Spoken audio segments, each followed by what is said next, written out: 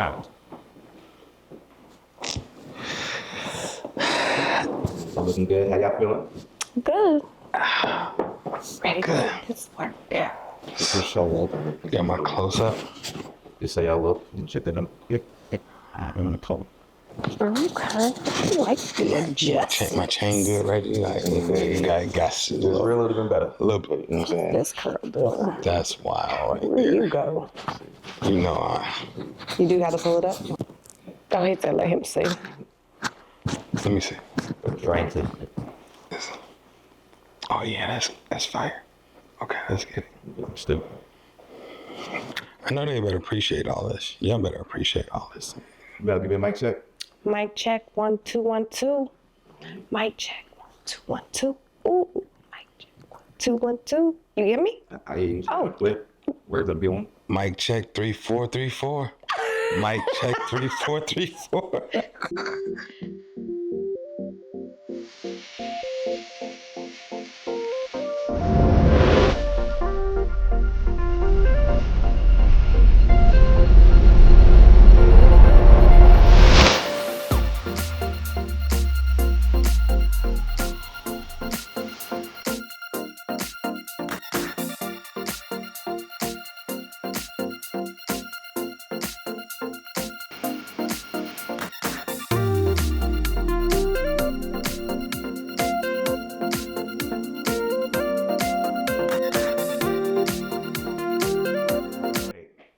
So, why now?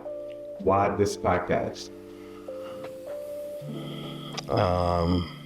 Now is perfect. I think now we're at a place where our marriage has reached the highest level of maturity right now, and there's more growth to happen, but this is the highest level of maturity and healthiness that we've experienced. And it's like now we can start digging in and truly showing people what's the work to get to this point. Yeah, I think we have, now we have the confidence that the foundation is established, it's settled. We know marriages are under attack, so now is no time like the present to really help clean that up and reclaim marriages for the kingdom. Let's get it. What does the work behind the vows really mean to me? Phew. When I think about the work behind the vows, the first thing that comes up to me is like, you know how in the movies always has it where there's this beautiful picture of, you know, you got the guy sitting, getting on one knee, and the fantasy of it, right? Mm-hmm. You get on one knee and people are there and there's music, there's a song, there's the wedding, and there's the chairs and the bride. All of those things are phenomenal. And we had that, you know, I love that, but they don't necessarily show what's the work that goes into keeping. Absolutely, getting there and keeping it. Right. But I mean, even if they show the getting there, movies do a great job of like, oh, there was a point where they were happy, they were falling asleep on the phone, and then now there's a lack of trust, and now they regain trust and all of those things. But they don't show that right there that you all experience, that's going to be a part of the journey. Absolutely. That's the ebbs and flows of marriage, and that is so intentional. And that's what we're talking about when we say the work behind the vows. We're talking about the intentional work that goes into dying to your flesh and trying to honor love is patient, love is kind, love is always protects, love is hopeful, all of those things. The intentional work of doing those things, that's what needs to be put on display now. Absolutely. Love and marriage is a hard job. It's hard work, right? Probably one of the hardest jobs that I've ever done, aside from being a mom. And so I think the work behind the vows is really showing the intentional, everyday hard work, the choice that you have to make in that marriage, and how it's not all the frilly, fluffy butterflies that's there in and out, but it's like, no, this is a job. And if you come into this thinking you're gonna always feel those butterflies, it's not gonna work. So this is for people who want to put in the work and want to realize, want to prepare for what the task calls for. Exactly. And I think we have to recognize that we're saying the hard part being killing your flesh. There's so many things that you are wanting to bring to the marriage, like your ego and how you used to handle conflict and handle problems and how you used to pop off to people and all of that. You're trying to bring that into a marriage, and that makes it hard. But these feelings that you want, like that blissful marriage and all, you can create that for sure. But there is intentional work behind it. And that's those vows that you just took. This is what goes into keeping those vows, honoring those vows, but also making sure you all pour into each other. And you know what was crazy as we, before we move on, I did a video, right? And I was talking about this epiphany, okay?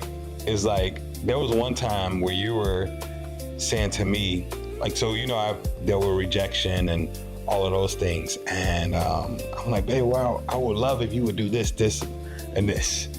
And you're like, man, babe, you're trying to get me to fill a hole that can't be filled by me. And what was also dope in that is, there would be a period where you would do the things, but there were also times where you're like, man, I'm tired. I'm poured out to you and all of these things. And it's like, and if you stop, it's like, whoa, you don't love me anymore. Or you rejected me. And you're like, come on, man. Like, there's no way to fill this. And so this is what I mean by the work behind the vows. That understanding that is not your job. Absolutely. But truly understanding that I am to love the Lord our God with all my heart. Absolutely. And He is to fill the gaps and the holes. And He's going to fill me to a point and you to a point where we start to experience overflow. And you know what I can do with that overflow? Give it out. I can give it to you. And you can give yours to me, because we're not pouring from a cup that ends. Yeah. Because we are so connected to God. God is constantly pouring into us an unlimited source. That overflow I can now pour into you, and I don't have to focus on my emptiness because I have an unlimited source. And the same thing with you. Absolutely. That's the work behind the vows. Okay, let's talk about childhood. What kind of home did you grow up in?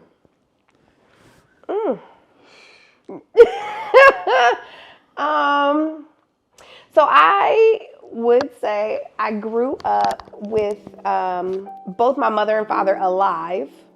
They married other people, so I had two different homes. I spent my early childhood with my mother up until the age of 11, and I spent the last 7 years with my dad.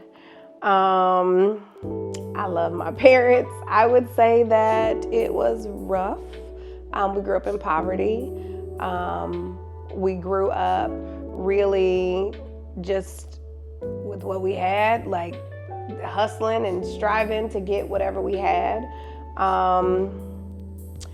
There was lots of trauma, addiction, drugs, alcohol, abuse.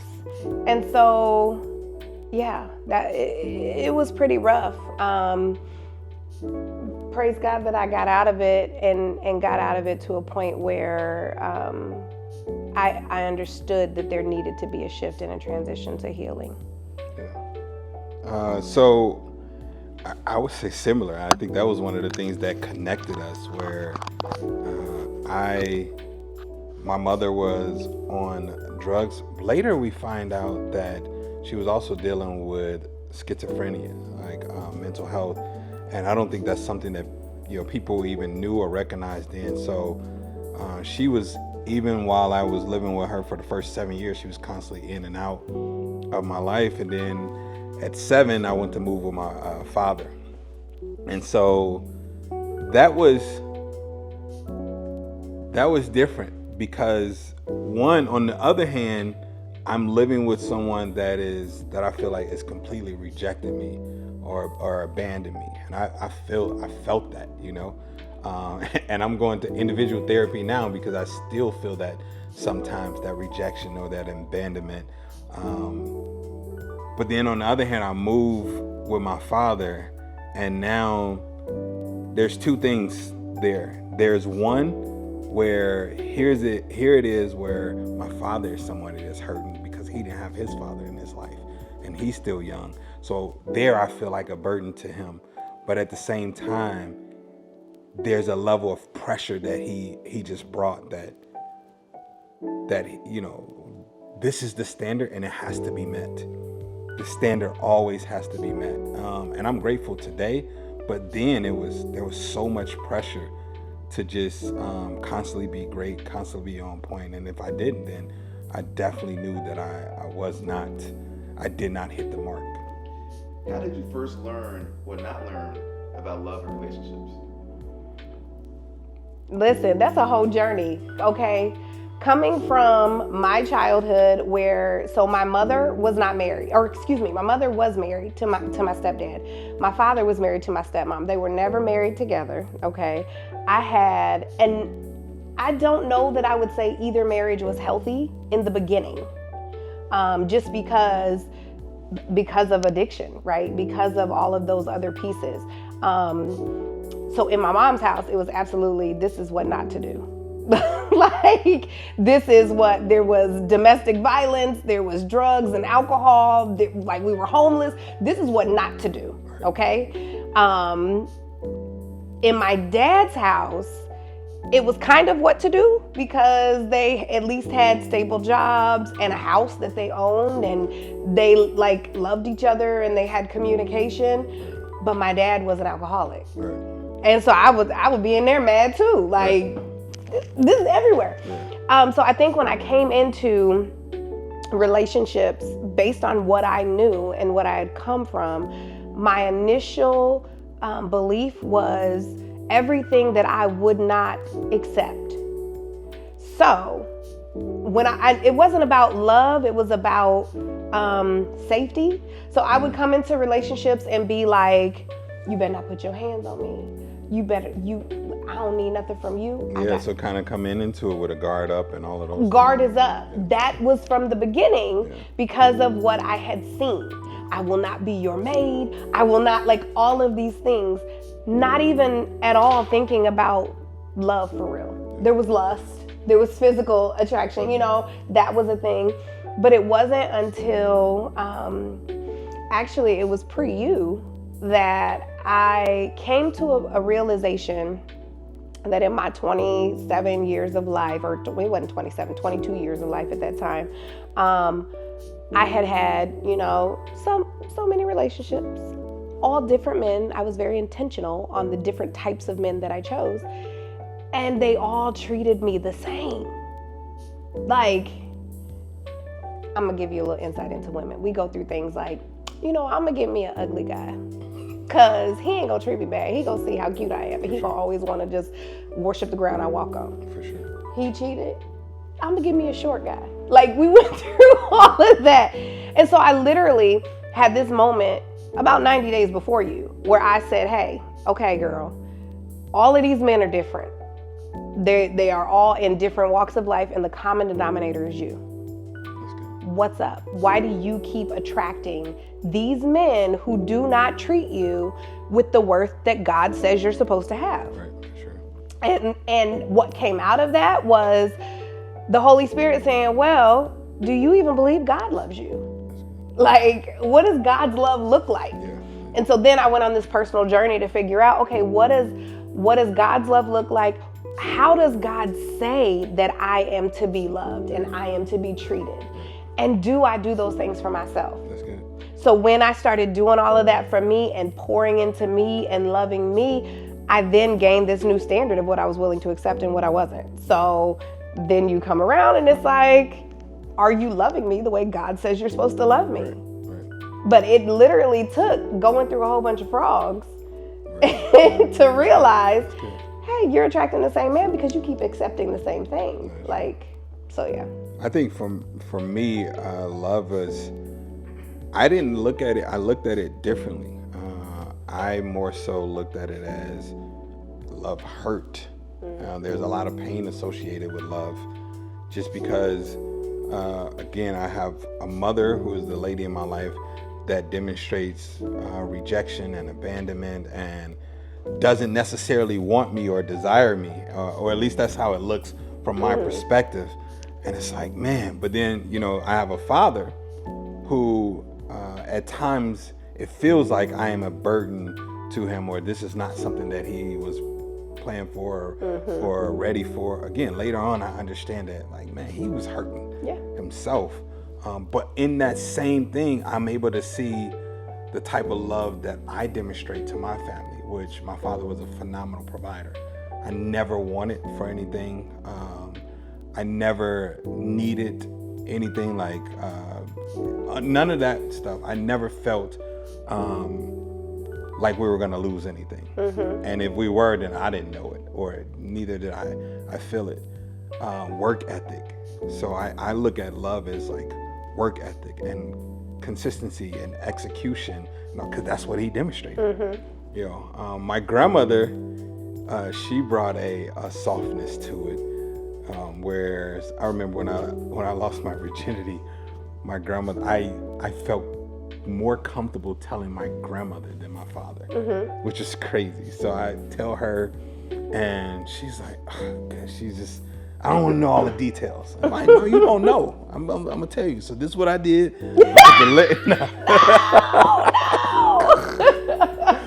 But the next day, I come back and there's a brown bag full of condoms on my bed. She was a nurse, so she even had flavored condoms. My gosh! I'm like, Grandma. what is this? What is the flavored condoms? Shirley, we giving an 18-year-old flavored condoms. So she's like, well, I don't know what you out there doing with your thing. What your thing? So I had mixed thoughts on what love is. I couldn't really define it, and I didn't even love myself enough to understand fully what this was. I grew up with a lot of hate. I was resentful. I was angry. All of those things, and so that was my experience with love. The healthy relationship that I did see came from my aunt Yvette and her husband, Uncle Ty. And that was great. It was great to see how they talked and communicated, and I was able to spend a summer with them, and it was like, dang. I was even in their wedding, so it was like, dang, this is beautiful. I love that. I want that, So yeah. That's good. Were there unspoken rules in your home around emotions and conflict, or conflict? We yelled a lot. That's how we communicated in Mom's house. That's how we communicated. We yelled. We also hit because there was domestic violence. So hitting was a common occurrence. Kids were to be seen and not heard. So we were often told to shut up, or we would get, whooped to shut up. I'll give you something to cry about, all of that kind of stuff. I think that communicated to me that you don't share those emotions, right? Like when things are happening, you shut your mouth, you deal with it. Yeah, for sure. You get through it, it'll be all right. There was also, like I said, I experienced sexual abuse as a child, right? There was also this silence around that. We don't tell anybody about what happened. We don't tell anybody that you were violated. It's all right. And that's scary. Yeah. It's a scary place to be, where this family that is supposed to keep you safe, their safety was disrupted. I remember, I don't know if you remember this, I had asked you one time, what was stolen from you? Like, what do you think was stolen from you? And do you remember your response? I don't remember my response. I remember the question, but I think if I recall, was my response my dreams? Well, similar, but it was like they stole my happy ending. Yeah. That was the response, and that right there, when I heard you say that, in my mind, I'm like, I'm gonna restore it. I'm gonna make the happy ending that was supposed to be there. I'm gonna make it happen. So clearly we need to have tissues in this because this is not gonna go well. So yes, you can never restore that. I know, but but that's what I'm saying. Because I'm a completely different person For sure. than I was designed to be initially, For sure. pre-trauma. And I think that's the part that frustrates me and the part that makes me like resentful. Now, not often. I've done a lot of healing, a lot of therapy, right? I don't get resentful about what I've experienced too much. But when I think about the characteristics and the qualities of who I used to be, Yeah, for sure. of what I liked, and that's why I said my dreams. Like pre-trauma, I was a joyful, always singing type child. And so looking at me today, I mean, I went through a whole lot of cynicism. I was very cynical, okay? For sure. And just negative and a pessimist, and I had so much hurt. And so I'm just like, y'all truly, helped me to become Right. the woman that I am today. Right, for sure. But it's like, who would that other girl have been? Yeah. Right? Yeah, for sure. Like, what would she have done? When I think about that does create sadness. Yeah. It creates frustration. It creates like, and then I got to go back into my prayer closet and pray like, God, because I got to the point where I was able to forgive the person who abused me. Yeah. And I was able to have conversations and I was able to move forward. And when those feelings arise, it makes anger rise up again, right? It makes me like, oh, that's why I can't stand you. And it's like, no. God has called you to love. So let's pray through this and let's love. Because that hate and that anger, absolutely what he did was foul, right? For sure. But harboring that isn't going to do anything but hinder me. Yeah, for sure. So it's like, okay, we have to work, we have to love. So absolutely. But there was definitely that common thing of just shut up and go through what you're going through and you'll be all right. Yeah, I think that it was the same of just, I think just like being raised with my father, his childhood was taken from him and his happiness was taken from him. So no one, I've heard him talk about it, and if I look at the situation about his father rejecting him, and we went and saw his father one time when I was living with my father. They didn't talk to each other for like 20 plus years. Wow. I seen my grandfather one time, and he was alive throughout my entire childhood. And so his feelings weren't recognized or validated or thought about or whatever. So that was the standard then. It's like, bruh, I remember there was one time I had just got broken up with by a girlfriend from church, because her mom was like, no, you don't need to be doing doing anything with boys. You break up with him now. She breaks up with me. I come home and I'm sad and I'm listening to Michael Jackson. I'm like, when I had you, I treat Are you gonna go bad. do this whole song? Okay. I'm like, I'm singing, and he hears me. He's like, boy, turn that mess off and take your butt upstairs. But it ain't that serious, And it was just like, it was a complete dismissal of my feelings. Like, I'm hurting. You don't even know. And I got Boys to Men playing Oh my Lord. on my arm and all of that How old stuff. are you? I don't even remember. This maybe is this 8th grade, 8th grade or something like that. Oh my gosh. Or it could have been high school. I just remember this moment. That was the first moment where I was like, I'm hurting, and then it's like there was no hug, or there wasn't it's gonna be okay. Or that's just wasn't him. It wasn't done for him. So I understand it. But I never got like you're gonna be okay, or even ask like, are you okay? How are you feeling today, or things like that. You got to figure it out. You got to go through it. So that's what I knew. So feelings could not be expressed, and that's why I was just angry all the time. I was just angry. Yeah. That's legit. What examples of marriage did you see growing up? So, as I said, both my parents were married. So I had my mom and my stepdad. I had my dad and my stepmom. I was really close with my stepmom side of the family. They were the sane side.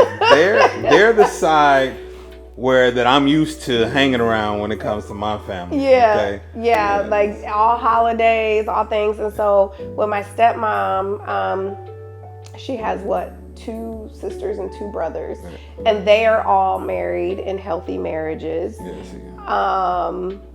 so I definitely had them, and I would really go to them. So for healthy, I had them. My stepdad and my stepmom were not unhealthy.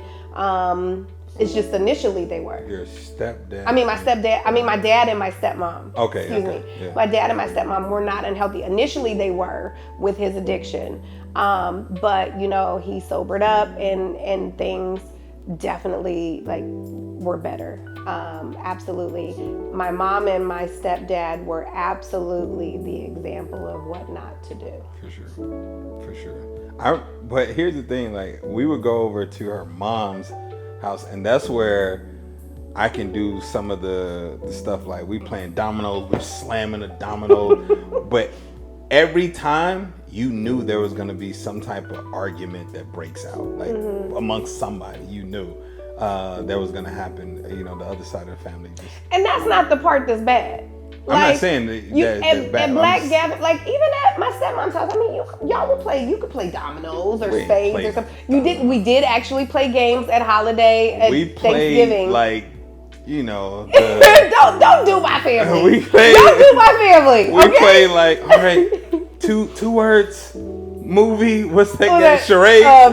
Whatever. We play charades. Regardless, we ain't play no cutthroat type. Regardless, we did with my sister. Put it down if you want to. With my sister, we did. Put that. I got something for you. Put it down if you want to. Listen, with my sister, we did. Which sister? Lachelle. Okay. Yeah. Okay, we did. That's not your stepmom's side of the family. It's not, but still, I'm just saying and she didn't have the fights and all that is what I'm saying.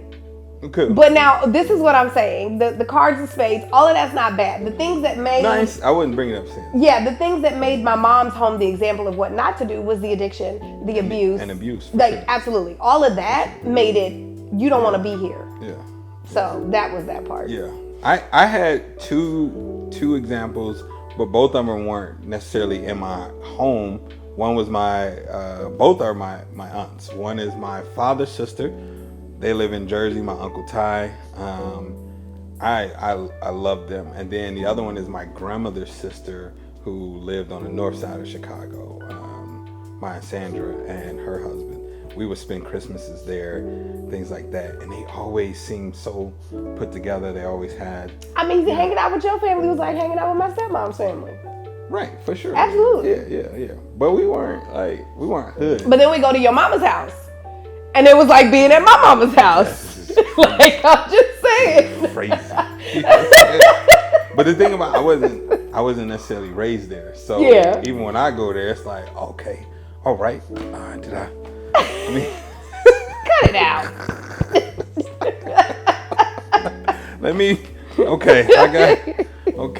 Cause so that was the examples that we had.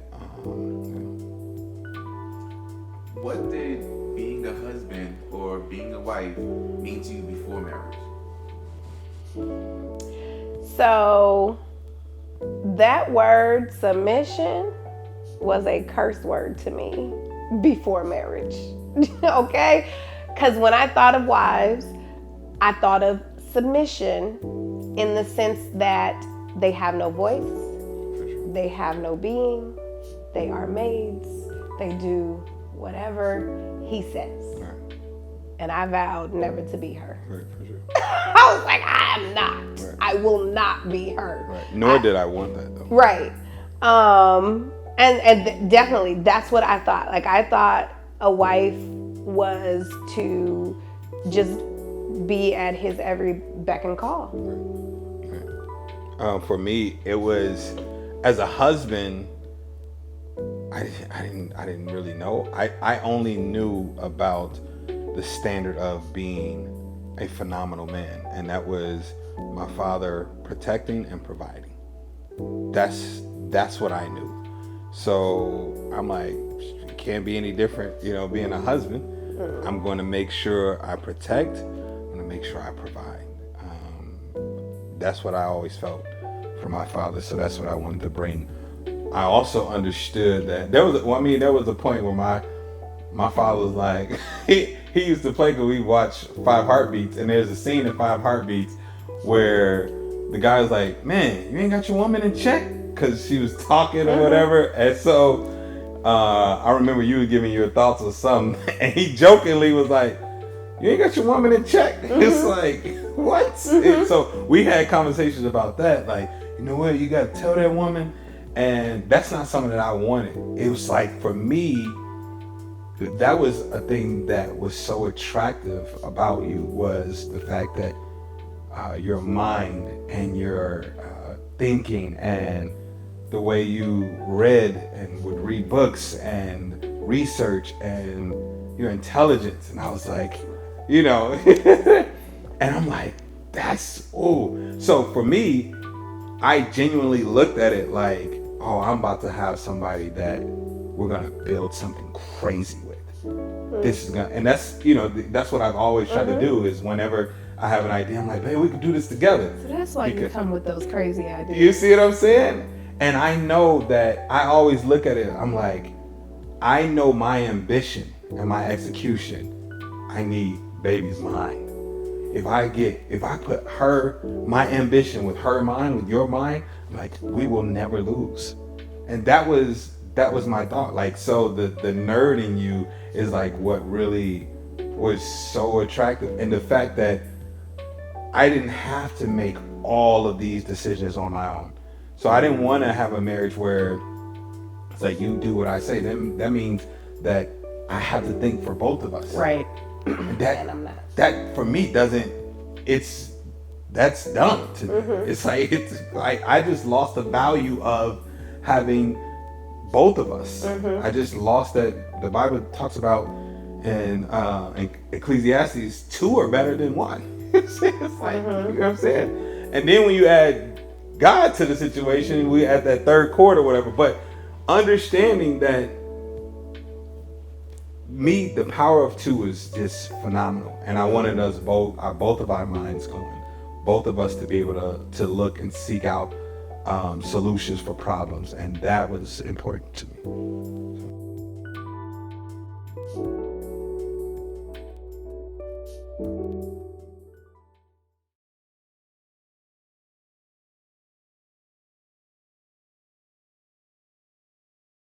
So how did you guys meet? And what were those early years like? Okay, college. No. Hold on. Let me talk. I gotta tell my story because you tell stories in the story. It's not true. First of all, college was lit. Okay. Oh yeah, college was definitely lit. Okay. But I'm gonna let you talk. I'm gonna let you finish. You about to Kanye me? But I'm gonna let you finish. But her story is all fabrication. It's absolutely not. The first part of it is definitely fabricated. Absolutely not. I'm just gonna point that out. But go ahead. So it was a wintry February day. No, but seriously, I was not in school actually at the time when we met. I had taken some time off of school. I still lived in the town. I am 2 years and 6 months older than him. She's about 3 years older. It's on record. 2 years and 6 months. About 3 years older than me. 2 years and 6 months does not equate to 3. Okay. If you round up. Okay. Anyway. Hey Reggie. When you doing round up, 5 and up rounds up to the. Let me talk. You were 5 and up goes to the next number, right? The next so whole number, right? Okay. Seriously, all right. is this what we're doing? Okay. Is this what we're doing? 5 and up rounds to the next. Hey, so if it's 2.6, what it round up to, Reggie? 3. Okay, praise the Lord. That boy. Has nothing to do with this. That's that. No, clearly you have something to do with That's this. that Jersey. Okay? That's that Jersey education. Clearly you have something to do with That's this. that Jersey education right there. That's good education. Go ahead, babe. 2 years and 6 months. So I say that because I had been on campus much longer than him. Okay? I took a break. I took some time off, so I was not on campus. I signed up to sing in a talent show. I go to the talent show. I forgot I signed up. So when they sent me the email and I go to sing in the talent show, I'm like, oh shoot, I have to work tonight. I worked in the community as like a community counselor. So I took my child, who I was counseling that night. It's probably unethical, but I did it. I took him to the talent show with me and sat him in the chair while I got on the stage and I sang my song, got off the stage and I left. That was that. I did not notice anybody who was there. I did not notice anything that was happening. I didn't have any interaction with any person in the building. And then when you bring me to this, there I see something completely different. Okay, so I come in and there was a cloud that brought her out. Her feet wasn't even touching the ground. I'm trying to tell you, she said she's walking, that girl didn't walk, okay? So so now I've become a little popular on campus, okay? Become a little popular. I don't know, I wasn't on campus.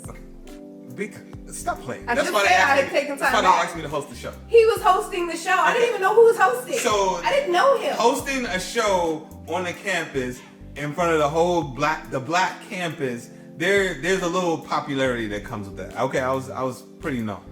And I had never seen this young lady, this PYT right here. So I introduced her, and again, you don't even remember what you had on. You remember what you had on? Not for real. Okay, so you don't remember the pink heels, the spaghetti straps? I didn't have that outfit on. Yes, you I had did. that outfit on the night that you proposed to me. Yes, the reason why I had to put that outfit back on because that's what you had on stage. I don't know. Pink shirt, spaghetti strap in the back. Anybody have White. pictures White. from Harambe, Iowa State University, White leggings. 2004? If you have pictures, put them up, because I don't believe it. Let me tell you something. I don't need a picture. It's right here. Okay? Know what I saw? She had the T-Boz cut. All right, with the little short hair over here, eye right here. Okay, you see one eye. You just like a pickaboo type of joint. Pickaboo? Okay, and so I introduced her, and I'm telling you, as you know how you introduce somebody on the stage, and you're going off the stage, they're coming on, and again, she's floating. She's like floating to the mic. All right, and I'm walking past, and I'm just like, who this John? I turned to Philly for a second. I was a Philly John for a second. I was a Philly bull. What is a bull? I don't know. I was a Philly bull for a I'm not second. from Philly, I'm from Jersey. I was a Philly bull for a second. I said, who this John right here? And she started singing, and I'm like, yo, this is crazy. All right. And I remember talking to my guy, and I tapped him. This is later. I tapped him and I was like, yo, that's my wife right there. That's her.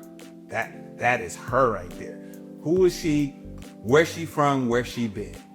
And then so that day, after that day, I don't see her anymore. No, okay? now it's me. Okay. So fast forward from February to August, I have now re-enrolled in classes. I gotta find her. I'm back to classes. Where did she go? This is like the week or two before classes started on campus. We went to Iowa State University, it's the PWI. So black community is pretty, close and knit because there's not a lot of us. So I'm walking on campus to go somewhere, and I see a girl that I know, that I had known, from my other time there. And so we are a distance away from one another, walking on opposite sides of the space. I say, hey girl, what's up? I yelled it to her. She said, hey girl. And she was walking with somebody, but I didn't know him.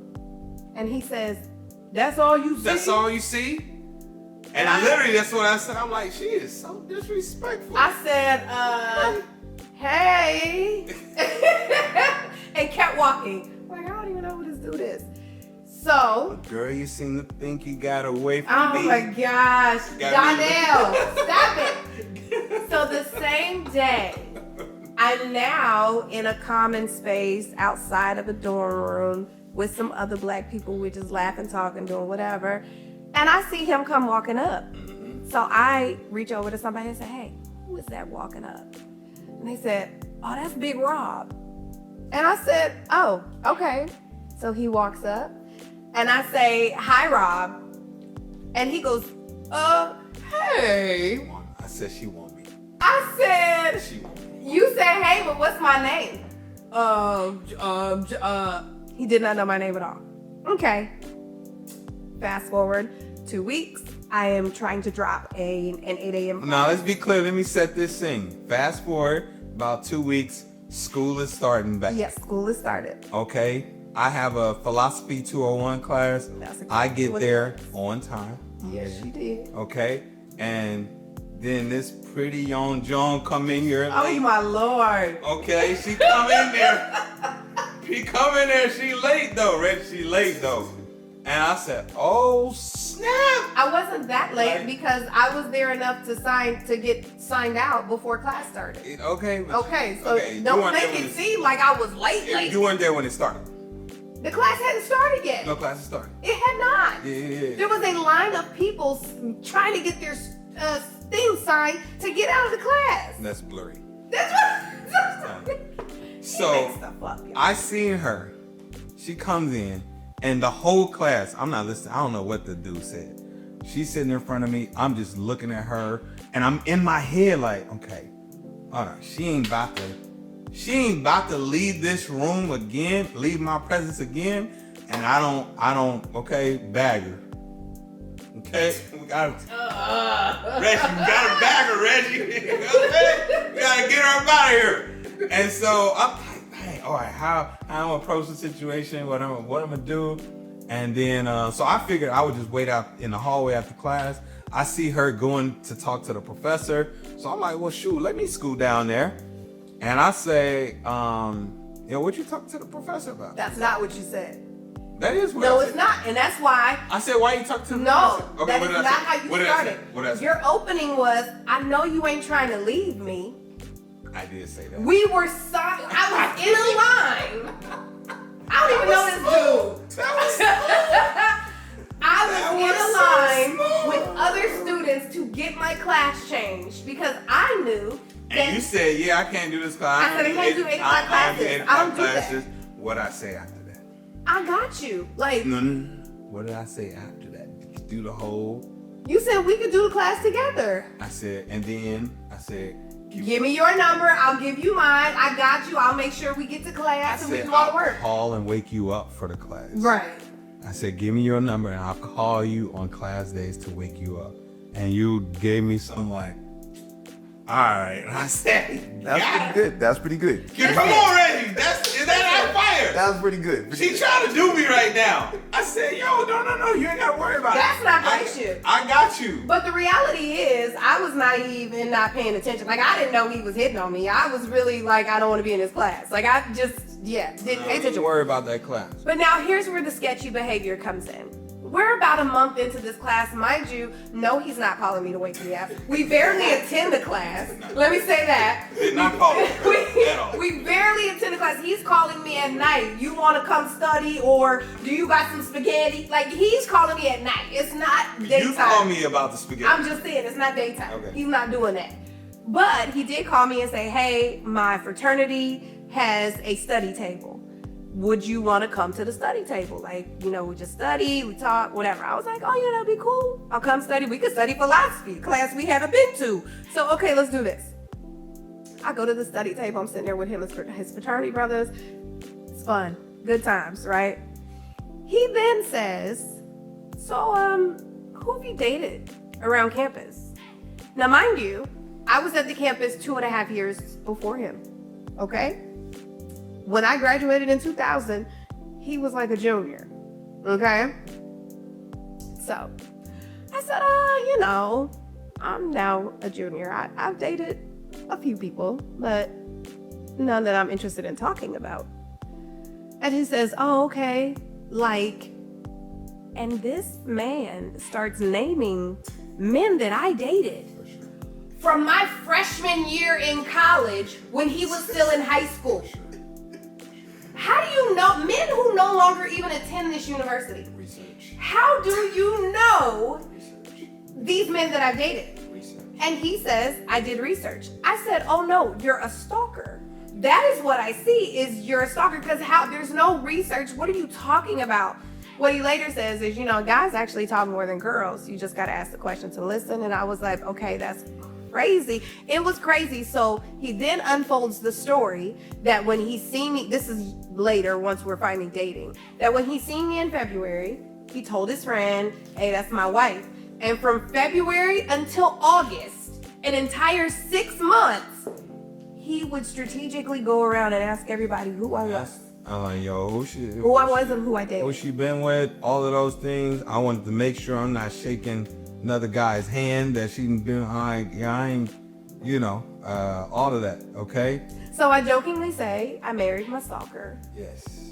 It worked out for me though, and I almost was gonna title a book that, but then I didn't want women believing that it's a possibility you should marry your stalker, because I don't agree with that. Yeah. This was just a God ordained stalker. So. Goodness. But I think that's how it went down, and from there, it grew some more legs that we're gonna get into. I'm sure we are. So what drew y'all to each other? What were the early red flags? I already said kind of what drew me into you, but It early, was my singing and my beauty. right? And then later I understand that she's a nerd as well, Right. So when we were doing the study tables and you were sharing all the poems that you were writing and the songs that you were written and all of those things, like I was just fascinated by those things. Okay, Edward, did you want to hit the red flags? Yeah, you go. Okay. So what drew me to you, like I said, I didn't know you liked me. I didn't know. I literally, naively thought this was a class thing. Like, I did not know that he was pursuing me. And it was actually 2 months later that I actually figured out that he was in fact pursuing me. My friends would come to me and be like, hey, does he like you? I was like, no, like he's just a really good friend. Like he doesn't like me. It's not like that. He got friend zoned. Yes, he did. Trying to put me in I said he is going to be a really good friend, because we would talk. And in my head, I'm like, she's gonna be a really good mother. You know what I'm saying, Reggie? We would talk for hours as though we had known each other our entire lives. Like we would go to sleep on the phone, like all types of crazy Yeah, all of that stuff. stuff. As friends though, like we're talking about life. And so I was like, no, like this, I'm finally, because this was another thing, and I don't know about every woman, but I know as a young woman, I truly had a desire to have a male best friend. I never had one. Every guy who was my friend would eventually try to cross the line, and I'm like, you just ruined it. Like you ruined it all. And so when I met him, I was like, he gonna be my best friend. Like I got me a male best friend. Like this is about to be so cool. And so it wasn't until we went to the movies, and that wasn't odd either. Friends go to the movies all the time. So we go to the movie, and he puts his arm around me. I ain't put my arm around you. Oh, you grabbed my hand. I lifted this hand up, I put this hand under, and I did the little finger, Okay. did the hand joint. And your part was like, I was so thrown off. I was sitting there and I was like, whoa, like, does he like me? Apparently he likes me. Do I like him? Like, I don't know. So I no longer, the movie was Born Identity. I had to watch it again because I missed the whole last half of the movie, because I was in my head at this point trying to figure out if I actually liked him. And I was going back over all of the things that I did like and didn't like. It was a whole thing. But what ultimately led me to say, yes, I do like him, I am drawn to him, was one, our ability to communicate and how we communicated so well and how it was like he had always been in my life, even though I had just met him. And then two, he made me laugh. I was, that was at like the height of me dealing with and acknowledging that I had depression. Like I had just recently acknowledged it. So that was in the height of being depressed and being a pessimist and being angry. And so I was always very serious. I remember my Black Planet. My name was The Realist. Okay? Like I was always about just being real, serious, authentic. Don't nobody have time to play. And he always made me laugh. And his always made me laugh. I was like, okay, I need that. I like that. So I was like, okay, I was willing to go through and to pursue. As far as the red flags, there were absolutely red flags. It was for sure red flag. Absolutely. Hold on, don't say it like that. Like that. Absolutely. That was red flags. Okay. Now looking back, I think we both acknowledge that it was trauma that brought us together. For sure. It was trauma bonding. It was that shared trauma, similar realities that brought us together, allowed us to feel comfortable with one another. I think also, though, the reality that even though we grew up in that trauma, we both had a desire to not perpetuate that cycle. We both had a desire for something different. That also kind of bonded us. But from the very beginning, so when we started talking, let's just hanging out, talking, whatever. We weren't in a relationship, right? We weren't exclusive. So he was friends with all of his exes. That's not an alarming thing, right? But then he would often be on the phone with exes. He would be getting off of the phone with exes and saying, I love you. I don't like, but I thought that was an ex. Yeah, that's my friend. I tell all my friends I love them. Okay. He was often surrounded by women. Often. And even to this day, his best friend is a woman. I love her. Like, she's down. It's good. Like, there's no red flag, no nothing with that. But I'm just saying that to say, like, he was always surrounded by women. And I was just like, this don't feel right. So after so many, and you know, after so many I love yous, I actually said to him, you know, I think I might be catching serious feelings. Like, I think it might be taking me toward maybe wanting to be in a relationship with you, and I see you're not ready. So I'm gonna just step back. I'm gonna step aside, and, you know, when you're ready, I'm available. Come holler. Like, are we good? I should have ran away because he then is in my door singing Boys to Men on Bended Knee. I'm sorry. Please forgive me for all the wrong Listen, stop it. And to set the stage. Swallow my pride. If you don't stop pointing fingers, the blame is on me. And to set the stage. I want a new life. He was only 20 years old. Yes. So he was 20 years old. I was 22. And I was at a different space. Like, I was at a space where I was trying to start healing. I was identifying that, you know, like I said, I identified before he came that there was some healing that needed to happen. So I was in that space. He was 20.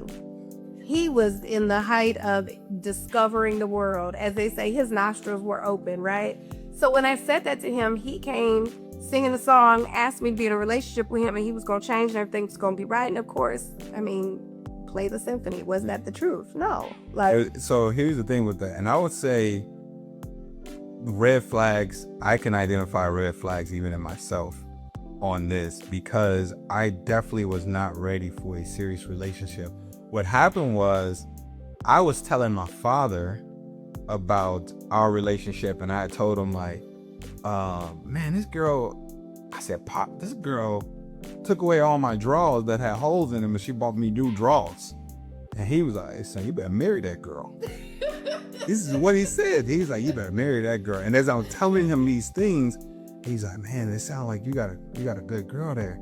And I'm like, okay. So in my head now, I know that my maturity level is not ready for what's happening. But I also know, and this is very selfish thinking. I also know that I can't allow you to be with someone else. Very, very, very selfish thinking, right? So I just even lost my virginity, and not saying I'm glorifying it, but this better be a safe place for y'all that are watching this, okay?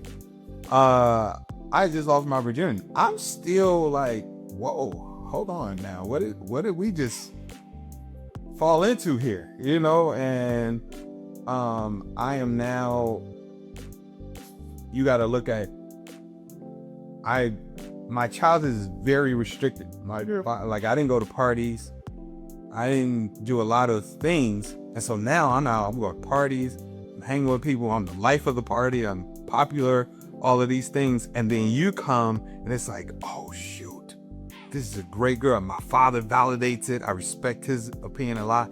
But I'm like, wait a minute. There's still so much that I had to experience or done over here. And that's how, for me, that would be my own personal red flag, is identifying. Like, for instance, there was a time, I don't even know if you remember this, where you were like, yo, you gonna come over and hang out? You know, I cooked something for us. And I'm like, oh shoot, okay, bet. And I hit my guy up, Dijon, and I'm still looking at it like one of those type of buyers. I say, yo, I'm about to go over here, you know, I'm talking to Julanda, and then you come get some food. She got a roommate, you know, all of that. You know what I'm saying? Well, like, let me put you on, all that stuff. We get to the door and you literally have a candlelight dinner ready. And he's like, I don't think I'm supposed to be here. And I said, I don't think you're supposed to be here either, bruh. Like, I didn't know this happening. So this was just a completely different experience that I had never experienced in my life, not let alone from a woman. Like I had never experienced anything like this. Yo, I didn't even like going to her house because it was too clingy. I'm like, this is too much. And for me, even when we did get into an argument or something like that, my go-to was, well, instead of like trying to correct this or solve the problem, it was like, I'm gonna talk to this girl. I'm trying not to experience the rejection or the abandonment or the pain of it. So I'm just gonna try to replace it. So I would say that was one. Red flags that I saw in you. The anger. It's just like how you respond to certain things. And in the beginning, though, the little Louisiana hot sauce was cute. It's like, okay, but hold on now, I get a little heartburn. Too much spicy food, you know what I'm saying? So I would say that. And then meeting your family, I remember there was one time you had came and you wanted to scoop me up. You scooped me up and you had your brother on speakerphone, and he says, yo, I'm about to get your mom locked up. And you was like, see, I've been telling y'all about, and you start doing this. I've been telling y'all, see, she needs to start doing. And I was like, what the heck is going on here? What's she become? I was like, this girl is ghetto. You know what I'm saying? So there was red flags. Not good. Or hood, or whatever you want to call it. Never been ghetto. Hood, okay, you okay? A thug, all of those things. So I was like, these were so red flags, and something that maybe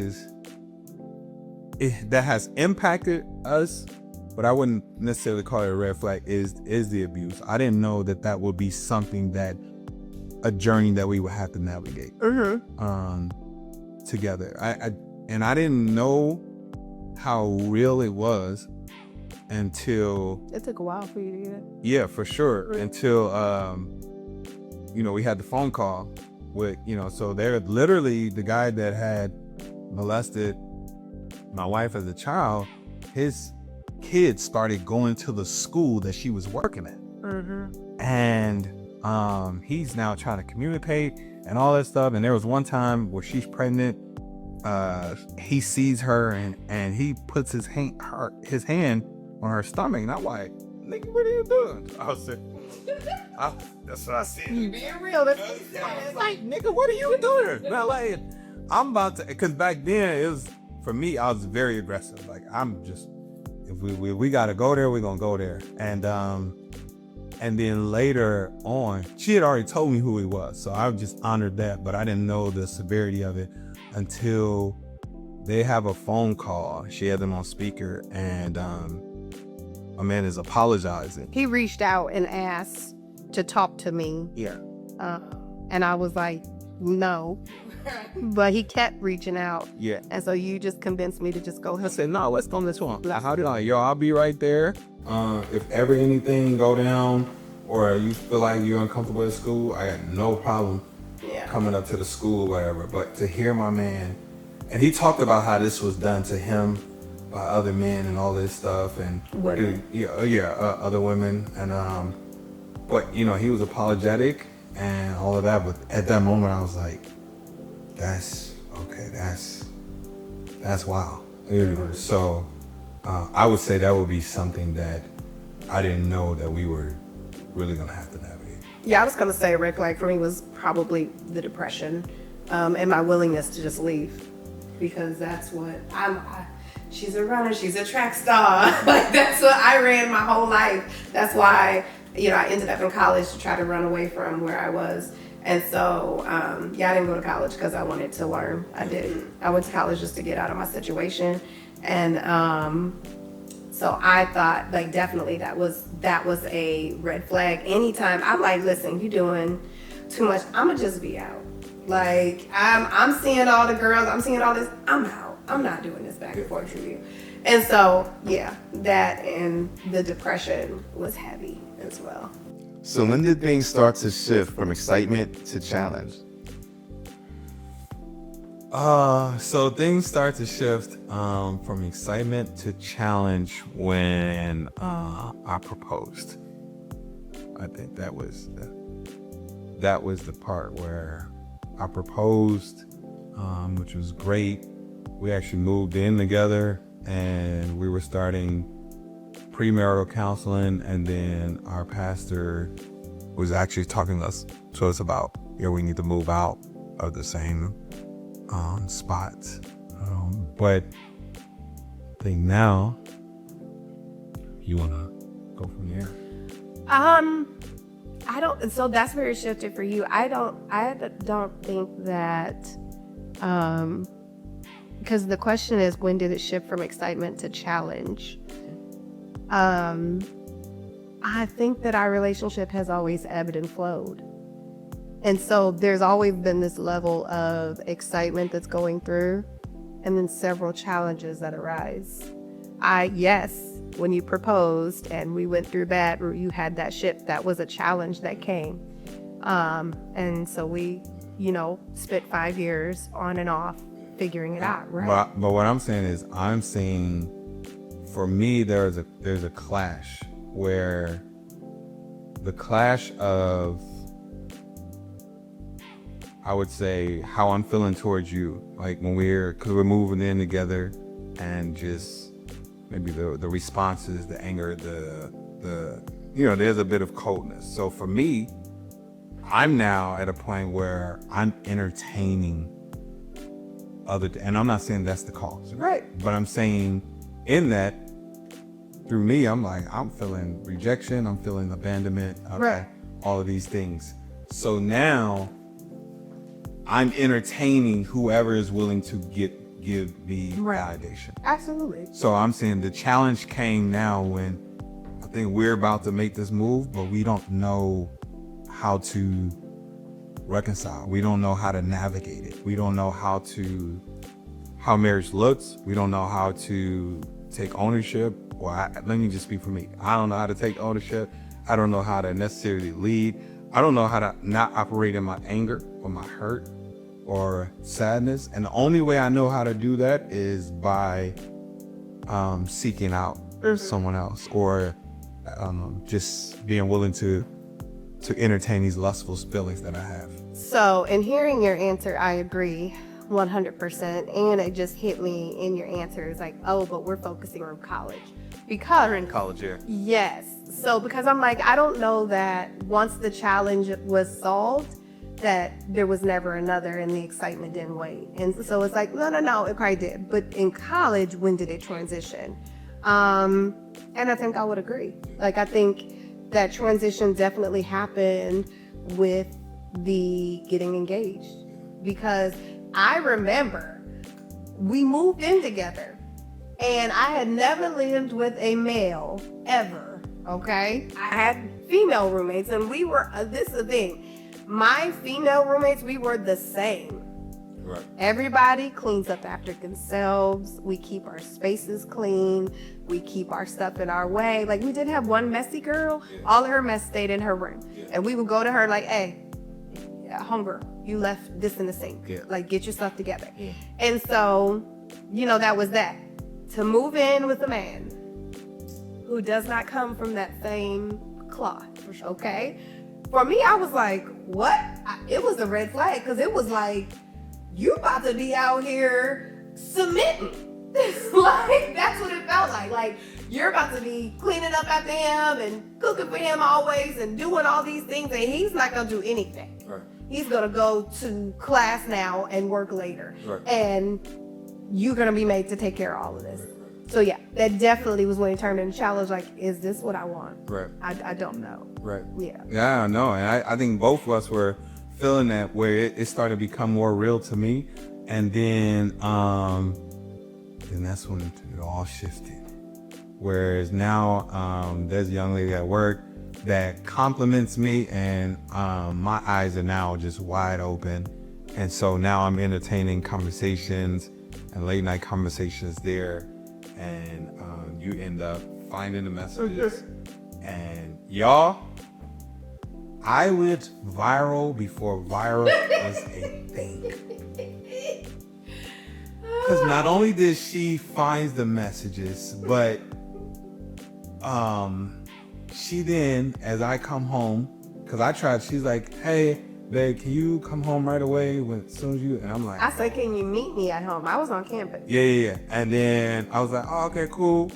I stopped to campus. I'm like, oh shoot, I ain't erased those messages. So I try to delete the messages or whatever. I go home and I said, yo, what's going on? And she's like, no, I'll show you, just relax. And she's pulling up the things. She goes and logs into my Facebook and she's like, oh, so you erased the messages, huh? It's cool. I got it right here. To myself. And hold on, not only did I email them to myself, but I emailed them to 3 different accounts because we had each other's passwords. So 3 different accounts, 2 of which he didn't have a password for. So there was no deleting, sir. So she pulls up the messages and then begins to read them to me. And I'm just like, okay, what's up? And What's up, God? she's like, you are a liar. You are this. And I'm coming close to her. She said she didn't hit me. I'm telling you she did. I came in a little close. She's like, no, you're a liar. She's like, no, I didn't hit Pushed you. him out my face. I said, get out my face. I told him, don't come into me. You punched him. Don't come into me. That's what I said. Like, I was, and that's the thing. I communicate very well. What's it called? What's the statute of limitation on? Anyway. Like, yes, I was very serious. I communicate very well. So in that in that time frame, I'm like, I am fuming. Do not come to me. Do not touch me. Stay back away from me. And he was crossing my boundaries. Right. He thought that he was going to be able to massage his way out of this. And then at the apartment, she called our pastor. we were in marriage couple. So the pastor, she's like, no, pastor, let me read you these messages. So she now reads the messages to the pastor. Indeed. And now he gets on the phone. He want to talk to you. And I'm like, But you left out. I told Pastor, there is no marriage happening here. For sure. Just so you know, I'm done with this joker. It's over. She's like, I get on the call and I'm like, hello. He's like, man of God. What are we doing? And so not only did that happen, but I don't know if y'all remember Facebook used to have it where you can do these notes. She puts the messages in a note with the girl's picture tags the entire black. I also made, like, I didn't just do the messages. I did a manifesto. Like, I put words to this and told the entire story of what happened from inception to the end. Because this young lady was in my face. Like, I met this young lady. First of all, he has me coaching this young lady on a message with her because her boyfriend broke up with her. And I'm like, oh, that sucks. Like, tell her it's okay. It's this, that, and the other. And they're messaging while I'm braiding his hair. None the wiser. And then he introduces me to her in parties. Like, this is my coworker. Oh, hi, how are you? Like, nice to meet you. Yeah, hi. So I met this little, okay? So when I tell you, like, the height of festivity. And for sure, and betrayal. And all of that went on Facebook. Let me give it to you all. I'm going to tell you while I'm done, why I'm done with him forever. I'm talking about the number of calls that I received. My guy says, when I say this was not just in college, this was the entire city of Ames, Iowa. My guy hits me and says, so my supervisor is running a meeting and he's telling us there, he's like, yo, look, this guy got caught cheating on his fiance. And my guy says, everybody goes over to the computer and he's like, yo, that's my man Rob. And I was like, yo. And so I'm getting different calls and just like, like just like, hey bro, what's going on here and all of these things. And it's just, I'm like, this thing has legs. This message is going around knocking on people's doors and saying, read me. And then not only that, she puts it on MySpace as well. So the message is now on MySpace. I mean, when I say viral, because the girl followed me on MySpace. So I'm like, I need you to know. I'm up here like, my God, today. And so that right there was, again, I'm want to point out that again, there's no excuse for the behavior whatsoever, right? I'm saying in this moment, that's why I said that's the red flag for me, where I knew that this probably shouldn't be this long term. I'm 20, 21 years old. I'm just now going into club. I'm just now for real being seen by women, and I'm entertaining it, and for the first time I'm like, oh man, somebody actually is complimenting or validating or showing me some type of attention. And I just, the betrayal and the hurt for me was, I identified that. So when I came to you and I identified, like, I'm kind of catching feelings, but he's not ready, and I'm not. No, you said that. I'm not gonna go through that. So I'm gonna take space. I identified that. So when he takes his time and comes back singing songs and no, I'm ready, it's not what you think. The night he caught me in a very naive season because for some reason I believed him, you know? And it was like, yo, what? Like, you literally told me that you were ready and you proposed to me, not because you were ready to be my husband, but because you didn't want me to be with anyone else. And that was selfish. And that frustrated me big time.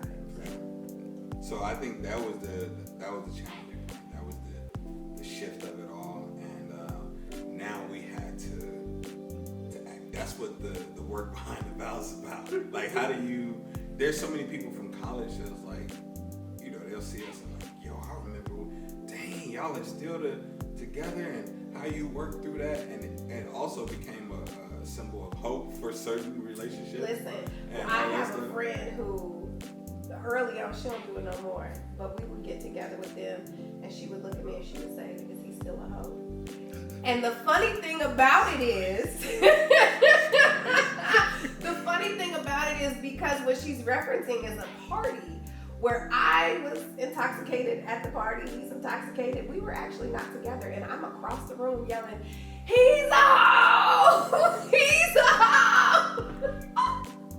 And it was like, if you needed a scene to be caused, I was gonna cause it, okay? And it was hilarious. And so just knowing us now, and we got kids, and she's like, is he I'm, you know, this story is coming out. I'm happy that we get to use this story and we tell people and all that stuff. But the embarrassment that I feel right now is just crazy. Even like just reacting it and going through it. But I'm also like, dang, you know, I've grown a lot, you know, and I'm excited about the man that I've become and still becoming. But yeah, for sure. Our relationship is a testament to God. Yeah, for sure. Because this is wild. Yeah. So Words had a work wife. Yeah. Yeah, he did. Actually, literally. So, You know. okay. Hey, Reggie, don't add. I'm just in the background. This man right here, right? Okay. Just stick to producing. Right? So how did you guys rebuild after the breakup? That was the hard part. Like listen, I would message her on like holidays and stuff like that, and she would like, F you your holidays. I hope your Christmas. That happened. What are you talking about? Let me say this. This man will exaggerate and change some This stuff didn't happen? up. That absolutely happened. But that wasn't after that breakup. So the thing No, I'm was, saying we just saying, broke period. up. Yeah. Over the period of 5 years, we got back together and broke up probably a good 10 times. Yeah, there was some times. I'm just saying there was some times where There was one final major betrayal, and I had decided I was finally off of this hamster wheel. I was done with it. It had been 5 years. In that 5 years, we had police involved. Here's the thing. Listen, like, Look at God. listen. Let me tell you something, Reggie. Let me tell you this story, okay? Look at This God. girl- You don't need to tell the whole story. No. dear. I'm just wanting just a little quick little joint.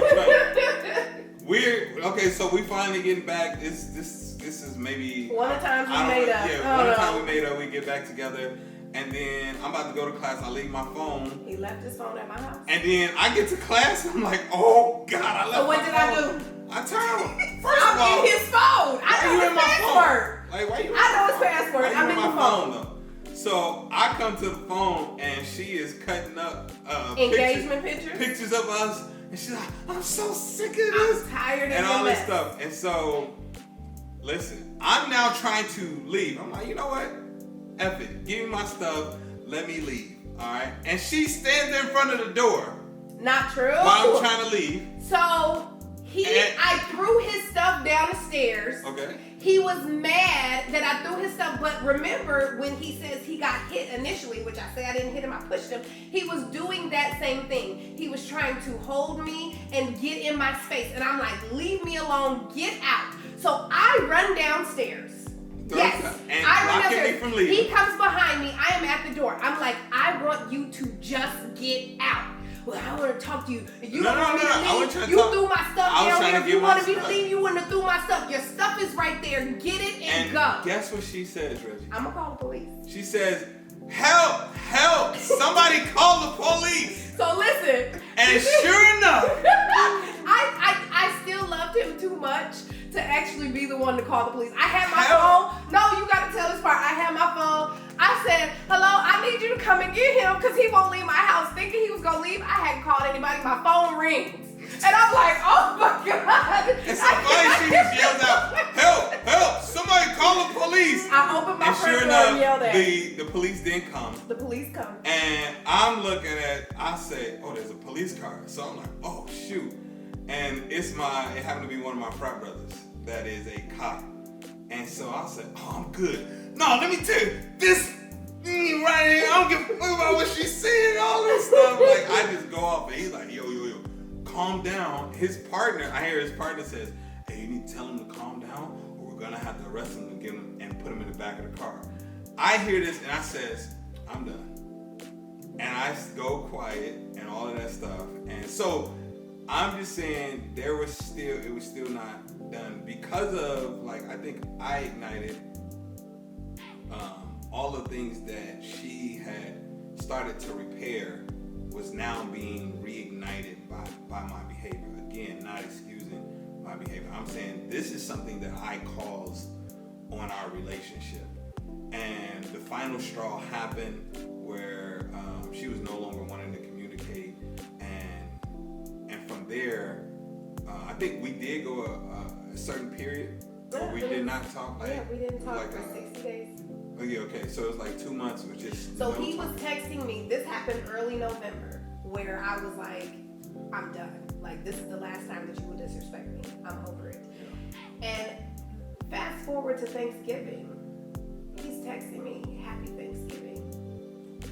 I wish you choke on a turkey leg. Oh man, shit. Like, die. I don't want your text. I hate you. Like, I went through all of that. He then fast forwards to December. He tries to text me.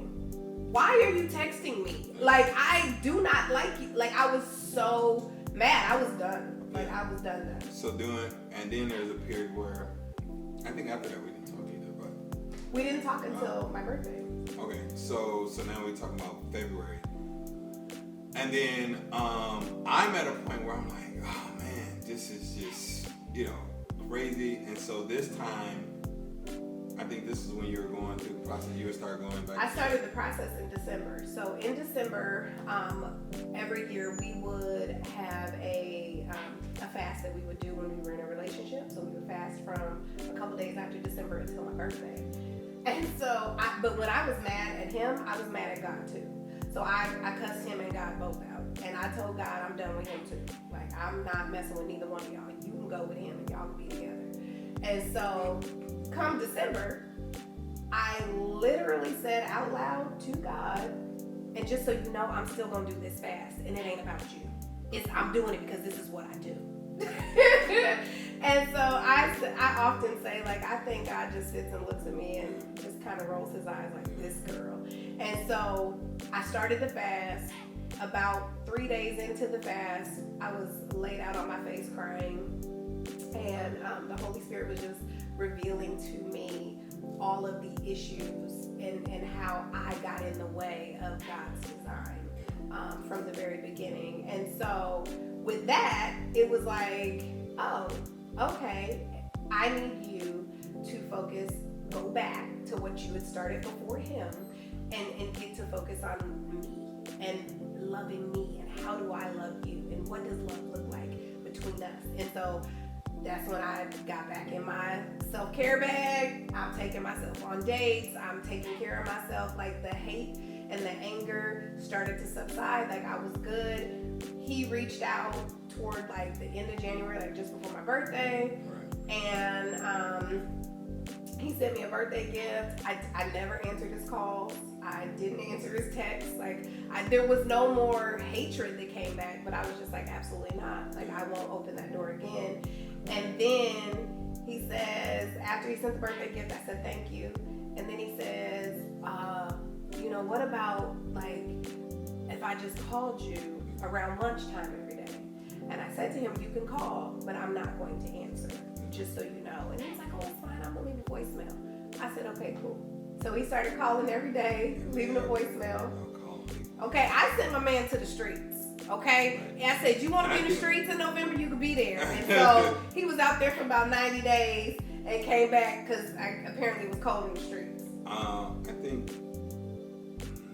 I don't know if that's the reason. I think the reason is I felt you drifting, and again, I'm still holding on to the fact that this is a phenomenal woman. Right. I think I wasn't even ready for a healthy love, because this is not what I've seen before. As we talked about, like the love that I seen came with anger and resentment, and rejection and abandonment, and all of these things. So I'm feeling the drift. So I'm calling every day and all of those things. And it wasn't until I think the maturity starts to kick in when one time you finally pick up, and I'm like, yeah, can we? Oh, or whatever. And you're like, can we go out? You're like, yeah, meet me here on Friday. And that's when I find out that it was a Friday service. Prayer. And I start going there with you on Fridays. And afterwards, you'll be like, all right, bye. I'm like, oh, shoot. So going there now, because my father always had me in church. I grew up in church, right? So going there now, I'm like, oh shoot, I'm able to see myself, see the behavior, and see like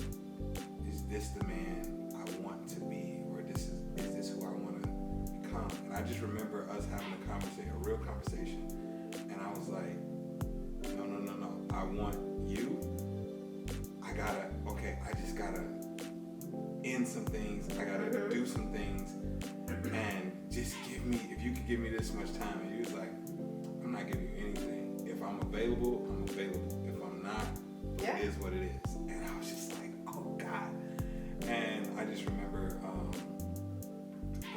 breaking off certain conversations and relationships and asking for forgiveness from some of these young ladies or people that I've heard or other people that I had misled or manipulated or whatever. I just remember going through that, and then maybe like 8 or 9 months later, I'm now like, all right, I'm all yours, and we getting married. And you're like, hold on now. And I literally, from that point on, I started planning the wedding.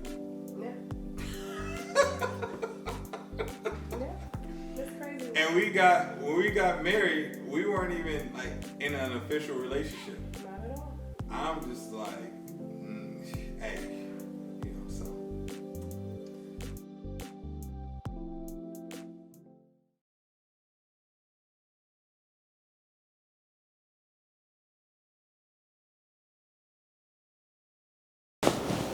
Finish this sentence. Our marriage is full of Silliness. All right.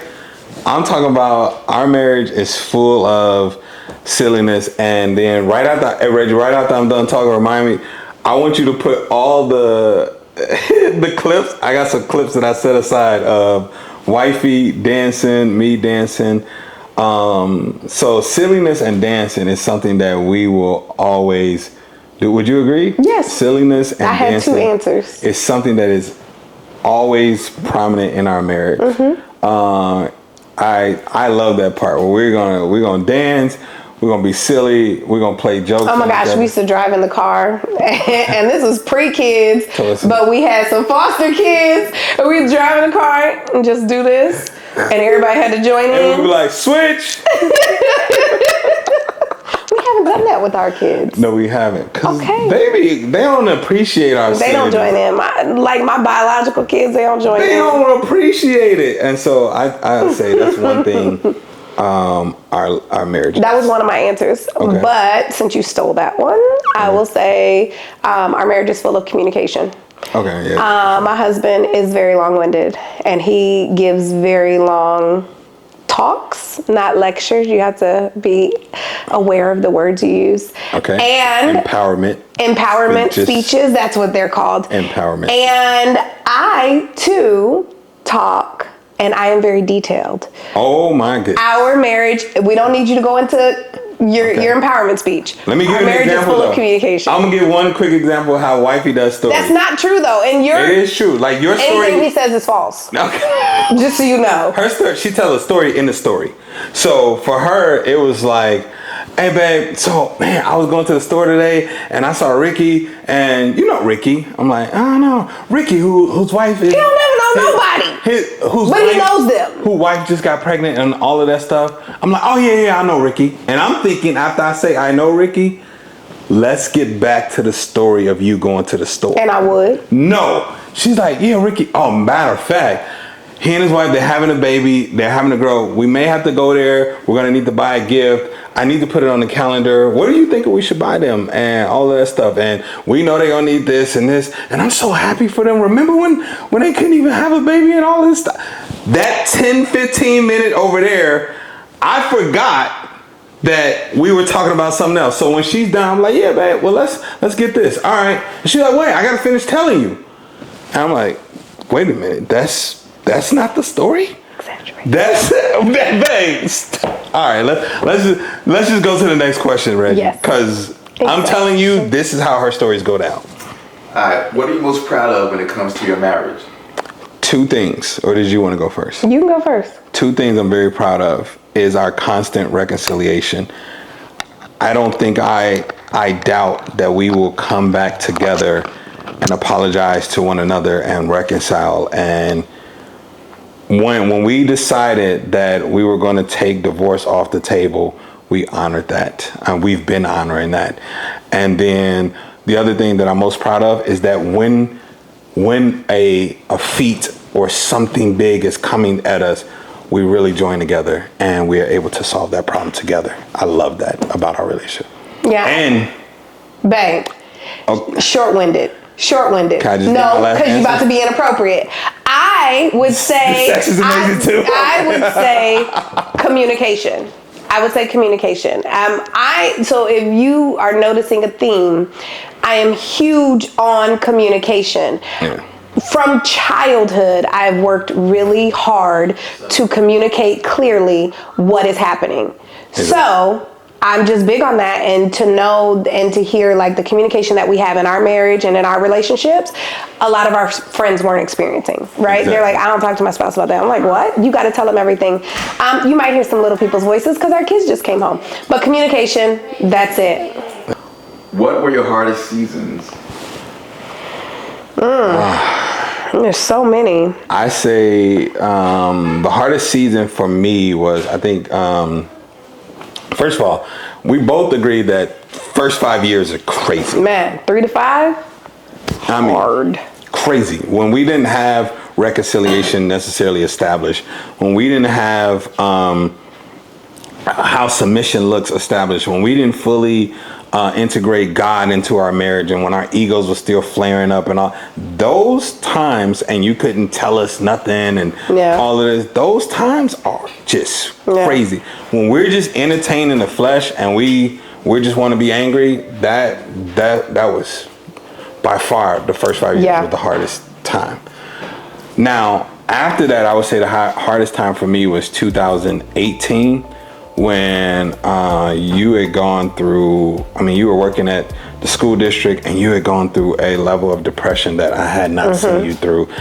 And I'm thinking, like, I can love you out of this. And it just, nothing worked. Nothing, the crying, the anger, the irritation, it was just like the sadness. It was just like, man, we were even on a cruise, and it was just, that was a tough time for me. And that's when I first started writing all those warfare prayers. And I was like, you know what?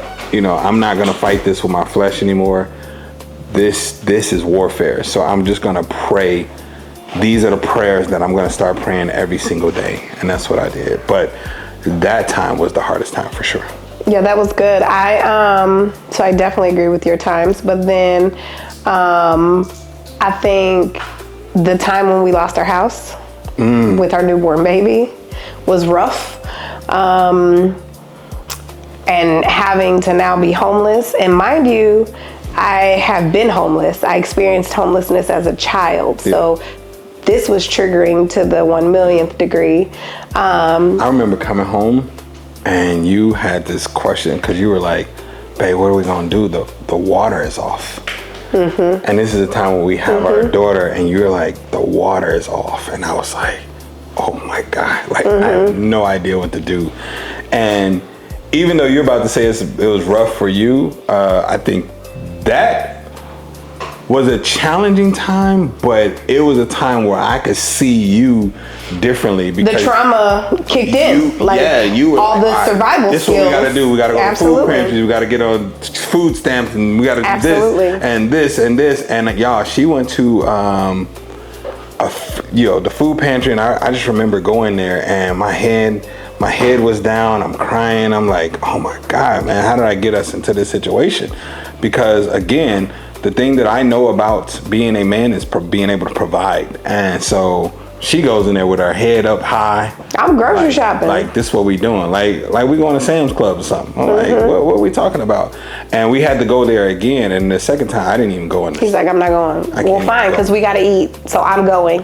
My pride wouldn't allow it. So that was a crucial time. And I remember in the basement coming to you while we're in our friend's basement. I'm like, I'm sorry. And that's when you told me, like, I would be in a cardboard box as long as it's with you. And, now go do what you have to do to get us out. And I just remember, like, okay, all right. And then that's when you started first bringing me ET's video and all that. Because I was in a I was Yeah. in a slump for sure. Yeah, absolutely. So I would definitely say that was a rough time. There have been others. I mean, when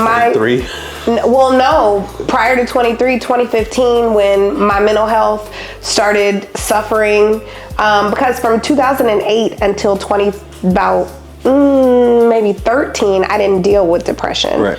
I had been delivered and I was good, and the birth of my daughter is what triggered the hormonal imbalance again. For sure. And in 2015, it got so bad that I came to you and was like, I gotta go to therapy. Yeah. And you were like, what do you mean we gotta go to therapy? You got a degree, I got a degree, we can figure this out. I was like, no, it's not the same. Like, I have to go to therapy. Sure. I'm not okay. I had tics and triggered, like it had physically started to manifest. And I was like, something is up, I'm not functioning well. 2015, and then 2023, when now your physical health is failing. For sure. And, you know, we have to have you rush to the hospital. And I am like, I called your best friend, who has probably only ever heard me cry once. For sure. And I break down that was the one time I'm on the car bawling, saying, I don't know what I'm going to do. Yeah. Like, I can't do this, because in my head, I didn't think you were dying. I thought I was. I didn't think you were dying, but I thought you were going to be incapacitated for the remainder of our marriage. So now I have to work on, what am I doing to bring in income? And he said that when he called me, Rashard, and we had just talked about this a few weeks ago, and he was like, bruh, like, she was reaching out to everybody, you know, him, Tiff, you know, Days, everybody, and just trying to, like, what do we do? And she was like, y'all praying for me and everything. And he was like, he had never heard such fear come from. No, it was absolute fear. Yeah. But even in that, just all of these things that you were doing behind the scene, I just wasn't aware of. You know, I'm trying to deal with this health issue. I'm still trying to deal with the business as well and create income for my family. And at the same time, we get audited. And now you're dealing with the audit. And at the same time, we're moving to Texas, and we just got money going out. And then just the mental part of it just took hold of me. And I was just like, I didn't truly know how to navigate it either. And, so both of them was like, yo, man, your wife was, that woman love you. So yeah. Next question. Can you recall any moment where you questioned if it would last? Yes. First 5 years. I kept the bag in the trunk. Like, the first 5 years, I remember I told him, I'm out. And he said, where are you going? To my friend's house. And it was my best friend. He said, no, you're not. No, we ain't doing that. You stay in this house. I'll sleep on the couch. We not going nowhere. I'll sleep on. What I knew I didn't want is to make that be the norm. Yeah, that's not gonna be the norm. Like, oh, okay, we get into it, and then let me pack my bags and go. We're not about to start there. So, you can sleep in the room. I'll sleep on this couch, this floor, whatever. But we not about to leave this. Beyond the first 5 years, I would say, probably it was like 24. Because to give the picture, in 24, you're on the mend health-wise, so you're doing much better. Yeah, for sure. You've got this great transition, and I can finally release. For sure. Release some of the stress and the pressure that I had been feeling, and I was like, I went back to therapy. I was melting, and in therapy, then I decide and determine that I'm gonna be different. I have to be different. I can't continue to function in this way. And I was making so many changes that I was afraid that you wouldn't stay. For sure. Because I was not going to be who you knew me to be. For sure. And of course, I mean, you still here. We Oh yeah, for almost sure. in 26 now. I'm, you know what I'm saying? You gonna stick beside me. I'm here for the journey. But yeah, I definitely, I said that out loud to a friend, and I was like, I don't know that he's gonna stick around as he sees the changes that I'm, implementing. For sure. How did your communication patterns contribute to conflict? I was a yeller, anger. So like in my house, if something happened, my mom would immediately pop off. Yeah, for sure. And cuss, there's lots of cussing. Now, I cuss like a sailor. Well, let me say this. I used to cuss like a sailor. For sure. Today, I cuss less, a lot less. Yeah, it's like You might hear something ever so often. It might every slip so out. often it'll come out. You know. I am working. I'm working on it. Intentionally working on it. But that's what it was. Cussing and yelling immediately. So if anything, I would pop off immediately. Yeah. That didn't mean that I hated you. That just meant that I was mad. Like I was, and growing up in my space, you were either mad or sad. But sad still presented as mad. For sure. And every so often you could be happy. But that was the range of emotion that you showed. Yeah, I think for me, whereas I'm not, even though I saw that, like my father yell, my grandmother yell, and all of those things, I just, after the first 5 years, I'm like, that's not who I want to be. So I'm more patient in that, where I don't want to, I don't want to yell, I don't want to cuss. I want there to be a level of respect that I always have for my wife. And that's today, but in the beginning, that's what I said. He's talking about how the communication patterns, like it was the punching holes in the walls. Yeah, no, that's the first 5 years. Yeah, that's what I said, after the first 5 years. Yeah. I'm just saying. That's why Reggie, did you hear me say after the first 5 years? I heard you say after the first 5 years as well, but I'm just saying, like, I don't yell no more. I didn't put the emphasis on the time span when I stopped yelling. Okay, well, I wanted to. I was answering the question straight up as you said it. After the first 5. Because I don't yell. I yell. Like, all right. No. There we go. I yell at my kids, Right. but I don't yell at my husband. I yell at you? No. I think there's more of a quick. An urgency and assertiveness. There's a quick irritation that's still Absolutely. there. That we still it does come out. Yeah, but for sure. Yeah. But I mean, we navigate it. I don't cuss. Not at him. For sure. Okay. And I think those are just boundaries that we set. So after the first 5 years, Reggie, we just had to set some clear boundaries of like, this is what we do and this is what we don't do. This is what we're going to say to each other. And that's something to learn after every single because we say intense fellowship instead of argue, which was another piece that we shifted from the negativity of argue. But marriage is intense, and sometimes, marriage is a fellowship, and sometimes it gets intense, right? So that was that. And then we had to also just start identifying, when we do get into intense fellowships, this is how it looks for us to make up.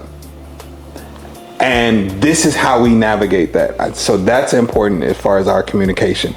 Because I learned I was one that, let's have it out right now. Let's have the conversation. Let's talk it through.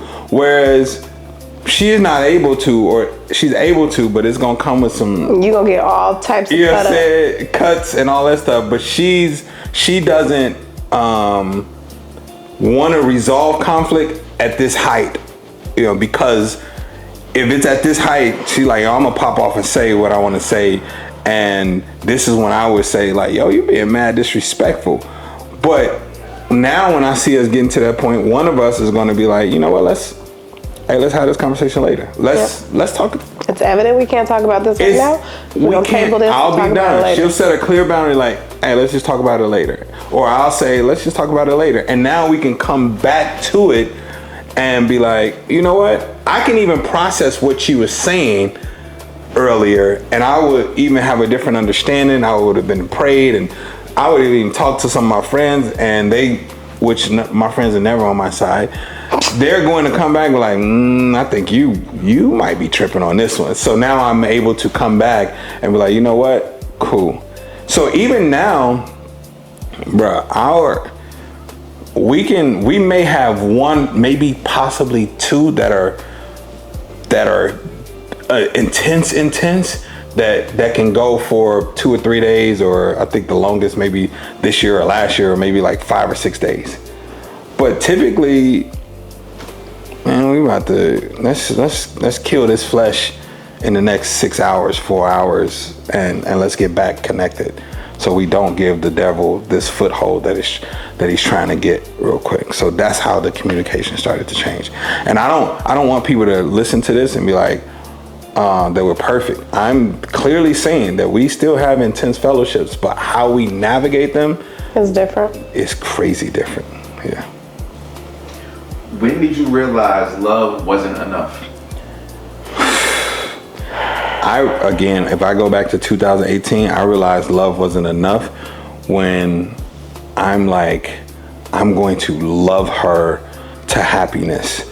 And I took it on a cruise, and I was constantly like, babe, what do you need? Are you okay? And then February 2019, she was leaving her job, and I'm thinking like, you leave the job and it's just gonna be, I'm just gonna find this woman that is just like, oh my God, and just lovely every day. And that wasn't so. There was so much that had happened. There was so much fight that she was dealing with, and there was warfare that she was dealing with. And I just realized, okay, love itself, or let me say this, love from me, just me, is not going to be enough. Love can cure evil for sure. But I'm saying it had to be God's love. And that's when I started writing those prayers. I literally, at the time, I had 16 prayers that I wrote out for my wife. And I would say these joints every single day. And it wasn't, oh man.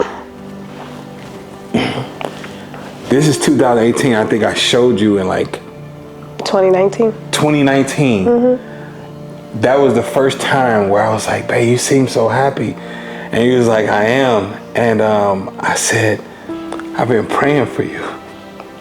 And I showed you all the prayers and all that. And it was just like, I've been praying for this moment. Absolutely. You know what I'm saying? And so it was then where I was like, I can't do this without God. Like, I have to have God. And it took 2 years for me to like see you again, where we were just going through this process. That was tough. Well, and like the battle at that time, like my issue, what I was going through wasn't you. No. Our marriage, it was a challenge, right? For sure. But our marriage was fine. It was the trauma, for sure, and the trigger and the abuser, and it was all of that, and the horrible job with racist supervisors, and all of that it was too much for me, for sure. And I was like, I can't do this. And my father being sick, and in the midst of that, right? And so then as soon as I leave the job and the abuser, like, because the job was, the abuser was tied into that. Yeah. As soon as I leave that, my dad dies. Yeah, for sure. So I got about 90 days. And we have a baby.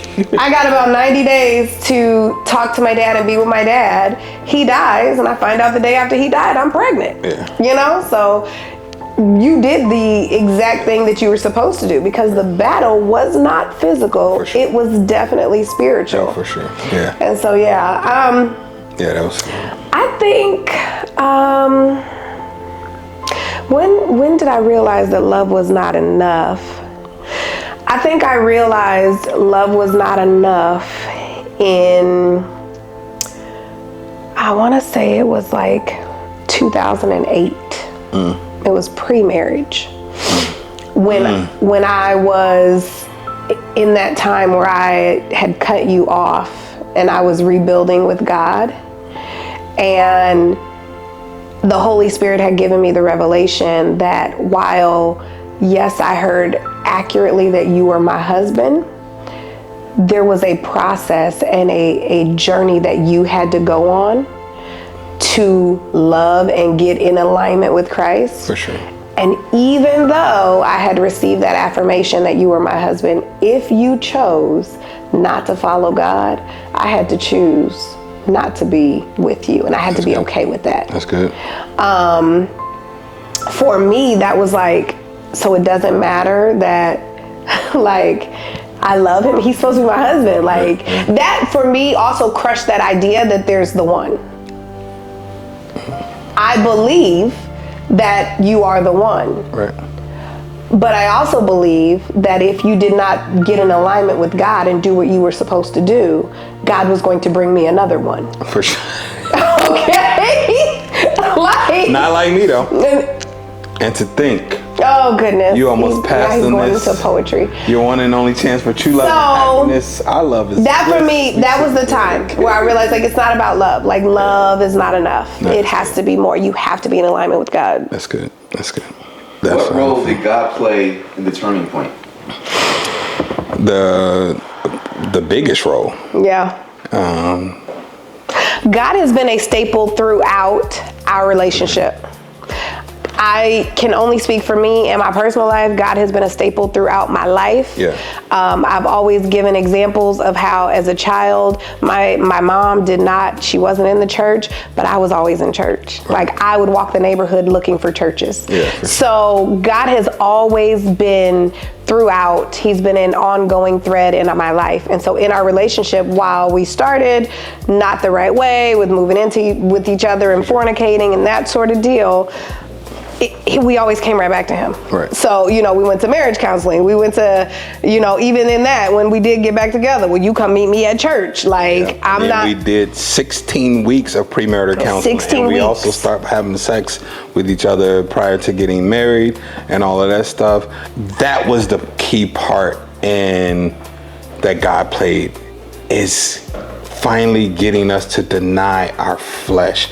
Is when we start to read the word and you're like, oh, wait a minute, this is the reason why there's so much pushback, because there's a lot of selfish intent or ambition, or I'm trying to get you to do something, but I'm not necessarily recognizing that, yo, this is not something that you're into or want to do. And I think that's what actually helped our business grow, where I'm like, no, you're gonna be on stage with me and you gotta do these videos too. And you're like, no, you know what I'm saying?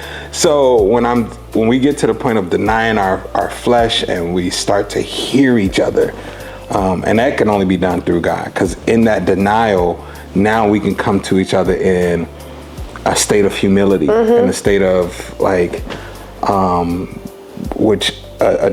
dead flesh, you know what I'm saying? And be able to now have a real conversation. I think that has been tremendous, and that's what God brings to the marriage. Absolutely. And then bringing us back to, like, when I was going through my thing, you going back to God in prayer, God guiding you to create those prayers and to do that. Or he's been here. He's transformed the entire process. For sure.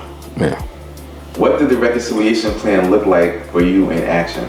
Do we need to go through this or no? So the reconciliation plan in action, we set up non-negotiables. So honestly, our reconciliation plan always adapts and evolves. It always grows as we grow through our years in marriage. The initial plan was, we established our non-negotiables. Yeah. Don't yell at me. Don't curse at me. Don't use each other's secrets against one another. Don't put your hands on me. And don't ever say the D word. Is that another one? No, I think that was all of them. So that was the beginning. That was literally first year of marriage. Yeah. This is what we established. Yeah. We violated, just so you know, that first three to 5 years. All 5 of them. But that was the plan. And then, so that was what we would always go back to.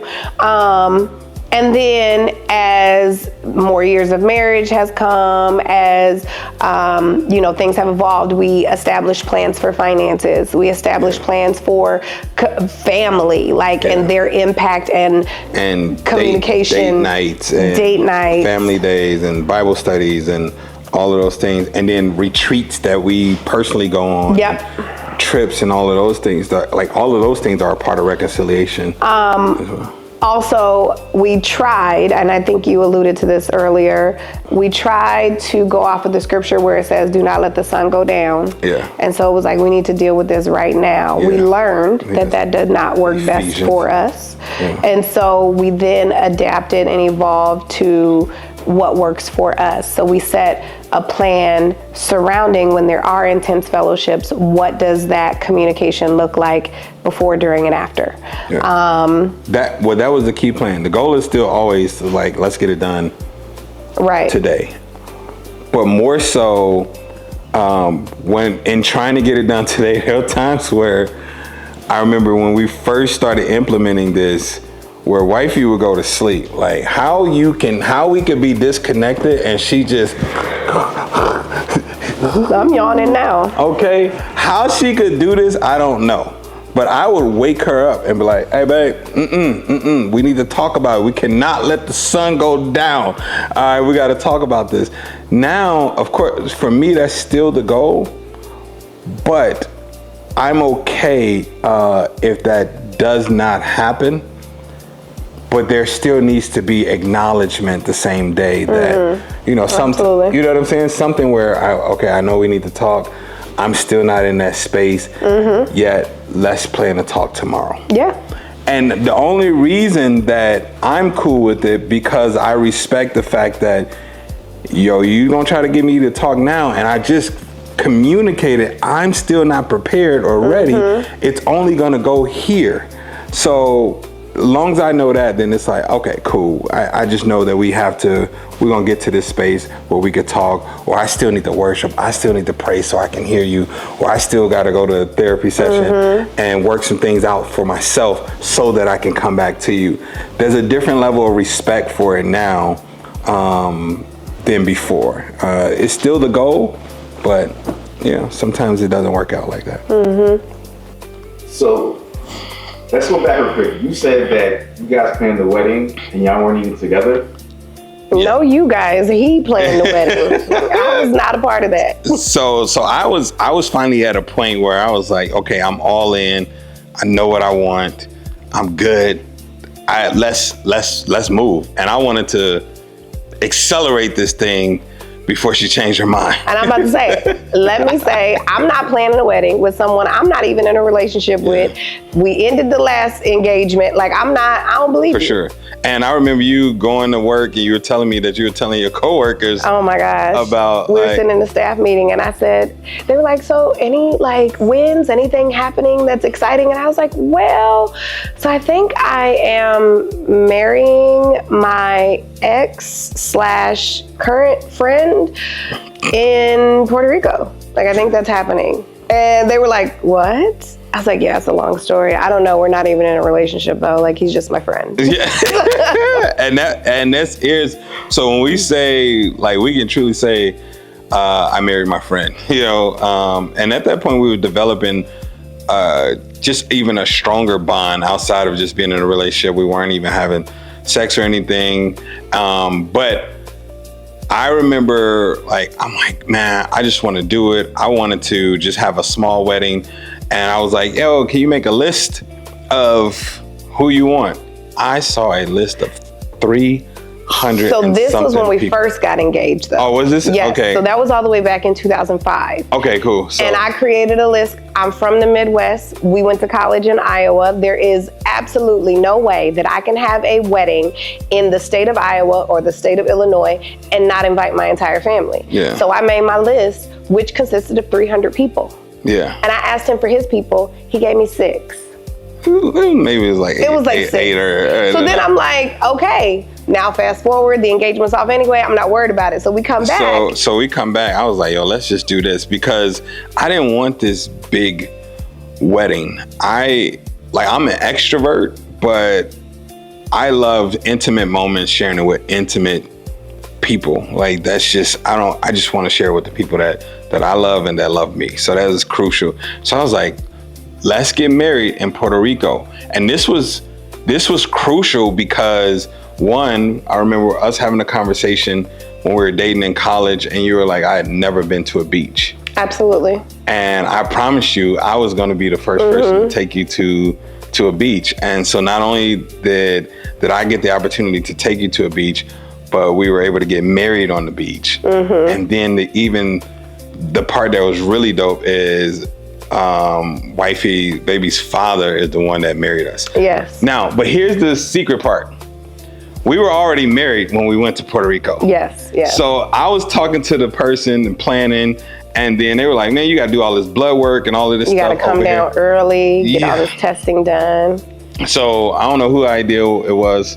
This sounds like something you may have come up with. I am rational. Yeah, so it might be. So you're like, well, let's just do the courthouse and we can get married and then we can do our ceremony over there or whatever. I'm like, bet. So we actually got married at the courthouse. We had a couple friends there to witness it. And then, baby's father is the one that ended up marrying her. Why this is significant to me is for two reasons. One is because you and your dad's relationship was estranged a little bit, right? Where I don't know if you all would talk, but you weren't necessarily close. Then I was like, no, I really want you to. Yeah, no, we didn't get close really until like right before he died. We weren't ever really close. But yeah, it wasn't like he wasn't an affectionate, like close type person. Like he wasn't. Yeah, but I felt like he was now re-entering your life more, and this was a huge, because he liked you. Yes, that's what I said. And this was a huge opportunity for us to like capitalize on that momentum by having him marry us. And my father's there and we have friends there, but it was to me it was perfect, but it was there was some stress there, but I think that part alone was great. And then let me say this, you all. There was a part when we were going through marriage counseling where the pastor, because you all know everything that happened, our pastor Charan. The same pastor who was on the phone, who I called when he was acting up in the beginning. So we stayed with the same pastor. Same pastor. We go back as we're now like, hey, we're about to get married for real this time. And we already have a date, so we need to start soon with our premarital counseling. We did 16 weeks, and I did everything he asked me to do. We did our homework, we did everything, and he finally asked me one more thing. He was like, all right, before you can marry this woman, you need to go back to her father, and you need to ask for his forgiveness. I had asked for her hand in marriage initially when I proposed, took him out to dinner and everything, but you need to ask for his forgiveness. And you need to be specific. And he's like, you need to tell him how you betrayed his daughter, manipulated his daughter, had sex with her while she was still under his covenant, like all of this. And I'm just like, this is crazy. It was real. I was like, this is it was real. The hardest thing. And I'm just like, man, but to go to Pops and to have to submit to him in that way was the best thing I could have ever done. He did, he's like, man, I knew this may happen and all of this stuff, but he's like, I respect this and I respect you and you're gonna be my son. And from now on, I'm gonna treat you like a son. And he meant that. So much so that there was one time he was introducing us at a, what do you call it? When the family gather? A gathering. No, a family reunion. Family reunion, yeah. When he was introducing us at a family reunion, he says, "All right, come here. I want y'all to be this my son, Robert, and then this is his wife." So I was. I can't verify that this actually happened in this way. My story has not changed. My husband in that. has told this story for many years. It has in the not same changed. Way. I don't recall this incident, but I let him go with it. But it was great. We built a really dope relationship, and I was glad that he was able to marry us and that it worked out that way.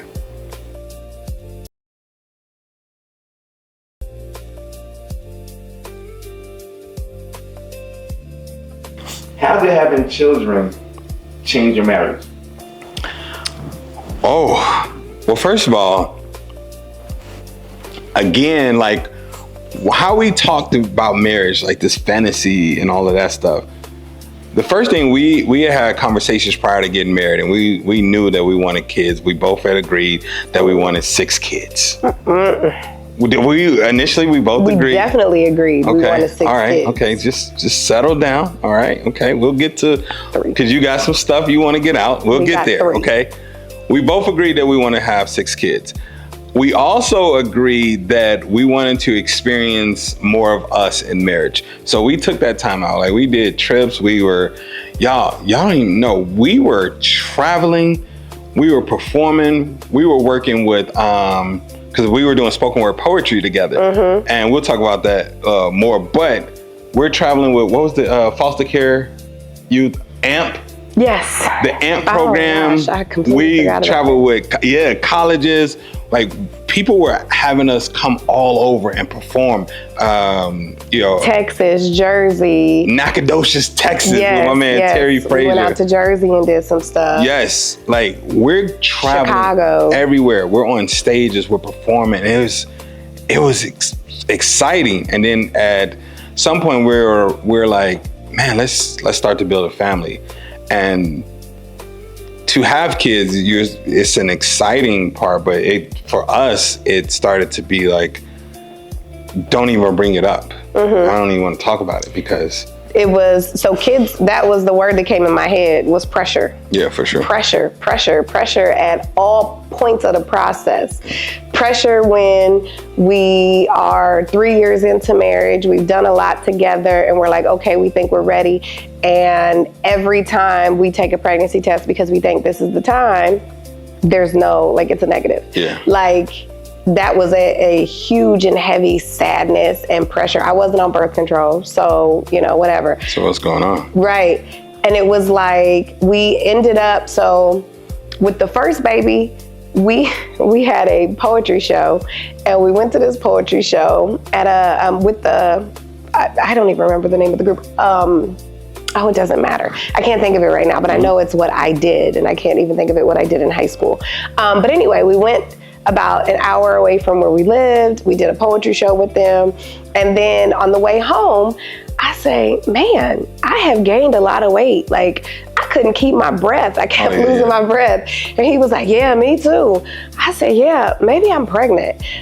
Science Bound. Was it Science Bound. Yeah. Was it Science Bound program? Yeah. Yes. Was it them? Upward Bound. Upward Bound, yeah. Upward Bound. There we go. Upward Bound, Yes, Upward yes. Bound. Yeah, Upward Bound. I did Trio, Science with Bound the Trio too. program. Yeah, for sure. But I didn't say I thought I was pregnant because I actually thought I was pregnant. Yeah. The sadness of having all of these negatives and this mental, gymnastics that happens, I was actually saying, I think I'm pregnant, thinking I wasn't, and thinking that if I went and took a test and it was negative, all of a sudden things would go back to normal. Right. I would we experienced that where there were sometimes your period would come late and we're like, oh, we might be pregnant. Ooh, and we take a test. As soon as you take the test, it's like, we on the period, and we learned that your body will react and to that stress and that pressure. Yeah, absolutely.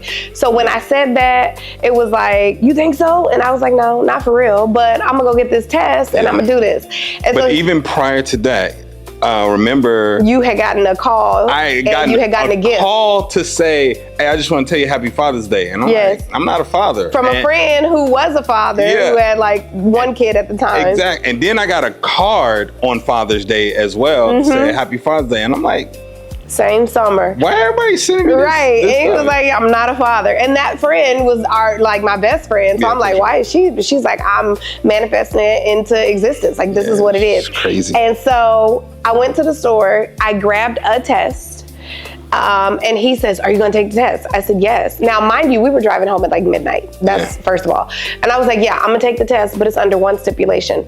When I take this test, I don't care what the outcome is. She knows I'm going to bed. She knows me. And he was like, all right, I agree. I was like, okay. I would have taken 10. I was like, okay, cool. I go to the bathroom, I take the test. The test comes back positive. And I'm like, that's interesting. I sit it on the back of the toilet. He comes, I go into the room. He's like, what did it say? It said positive. And I got into bed, I put my bonnet on, and I went to sleep. What? We gotta take more tests. Nope, we had an agreement. I'm going to bed. Yeah. Wake up in the morning. I'm like, babe, go get more tests, run them. She takes like 3 tests. They all We come had out positive. 5 tests. He I made me took take one- 4. Oh, you took 4 of them? Yes. And then I was like, let me take the last one. Because All 4 came out positive. I felt like these tests are defective. Is that the word? Defective? You said, Yes. I want to make sure we don't have no false positives. Yes. If So- it says I got a baby, then it ain't working. it ain't working for real. We take the test and it's positive again. And I'm just like, Not your test. Was I'm not sorry, positive. negative. All right, so calm down. Y'all calm down, okay? Anyway, so it's negative, and I'm like, wait, okay. I still didn't let myself celebrate, so I was like, nah, babe. It's in the blood. It's in the blood, in man. the blood. It's covered in the blood. We gotta go to the doctor, and we gotta go. I said, it's all healed under the blood. We gotta know the truth from the blood, okay? It's the middle of my day. I'm supposed to be at work. I go to the doctor to get this pregnancy test, and then I go back to work on my Yes. lunch break. And they call him. And the lady was like, yep, sir. So what we have to understand is it did come back positive. And here's the thing. I said, ma'am, did you say positive? She was like, yes, sir. I said, none of this other stuff that you're saying means nothing to me, okay? Call my wife with all of that. Thank you. I appreciate you. And I just remember the feeling of You called me at work and was like, man, it's positive. And so I was I was super excited. like, oh my God, I'm gonna be a dad. Super excited. So then you have the pressure of, oh God, a baby is coming. Yeah, I know. But I was excited. And honestly, most people want a boy first. I really wanted to have a daughter first. So when I learned that we were having a girl, I was like, man, I was so excited. And I just remember just the feeling of like excitement of wanting to be a great father, but also like the fear of, well, how do I be a great father? But I know how my father was and all of that. And now our daughter is, she's phenomenal. I think she's very responsible. She's, I look at her and I'm like, that's my dog right there. So it was definitely a great experience. She was feisty. Very much so. Younger, she even dictated when she wanted to come out. Look, had a whole birth plan, whole thing set up. Yeah. Got preeclampsia, and she came prematurely. Yeah, she came prematurely. And didn't spend any time in the NICU. Like from the time that she was born, they're like, she's gonna have to go in the NICU if this happens or if that happens. None of it happened. She was a fighter from the very jump and was like, nah, I'm going home with my mama and daddy. So yeah, it was perfect. And I just, the only other thing I remember is when they finally said, okay, you all are ready to go. And I'm like, wait, go home? With this baby? With the baby? I said, like, who coming with us? Yeah, so that whole thing was just phenomenal. As far as the second baby now, because again, we wanted to have 6. I'm telling you all now, after you notice he said that like twice now. We wanted to have 6. After my daughter, I was pretty much like, okay, well, let's go again. And then this time, we kind of ran into the same situation. We still weren't taking any type of precaution, so if it did happen, it would happen. Yeah. But now it's like, okay, why is it not happening? So this time we actually went to doctors and saw that there were some things on our part that we needed to change, or that I needed to change with my diet and things like that. We did end up doing artificial insemination. Is that what it was called? So I had a feeling, I felt the way about doing that, because I was like, I want the experience of, like what we had and all of that stuff. And they were like, you got to bring this brown paper bag. And I'm like, what? It was definitely like uncomfortable parts, I think, for you, with having to bring your sample in. They had to check it. And then once we decided we were going to do it, you're bringing the sample in so that then I can come in and they can fertilize, or not necessarily fertilize the egg, but they were trying to. Like they were giving me good semen that would actually work, right? Yeah. But the thing about it was, I mean, I was tracking all of my ovulation and everything like that. And so because we are still sexually active and we're doing this process, you never know what actually happened for the conception. For sure. Right? Yeah. So when we got pregnant, even though he didn't like it, yes, there was a lot of like uncomfortable things ahead of time. They took my sperm and put it inside her, and then they were like, all right, I gotta go home and have sex, and then you need to have sex again. We had a whole 48 hours. Now you gotta have this app, and the app says, okay, you gotta go now, and all of these things. And then I'm like, that's not an experience. Right.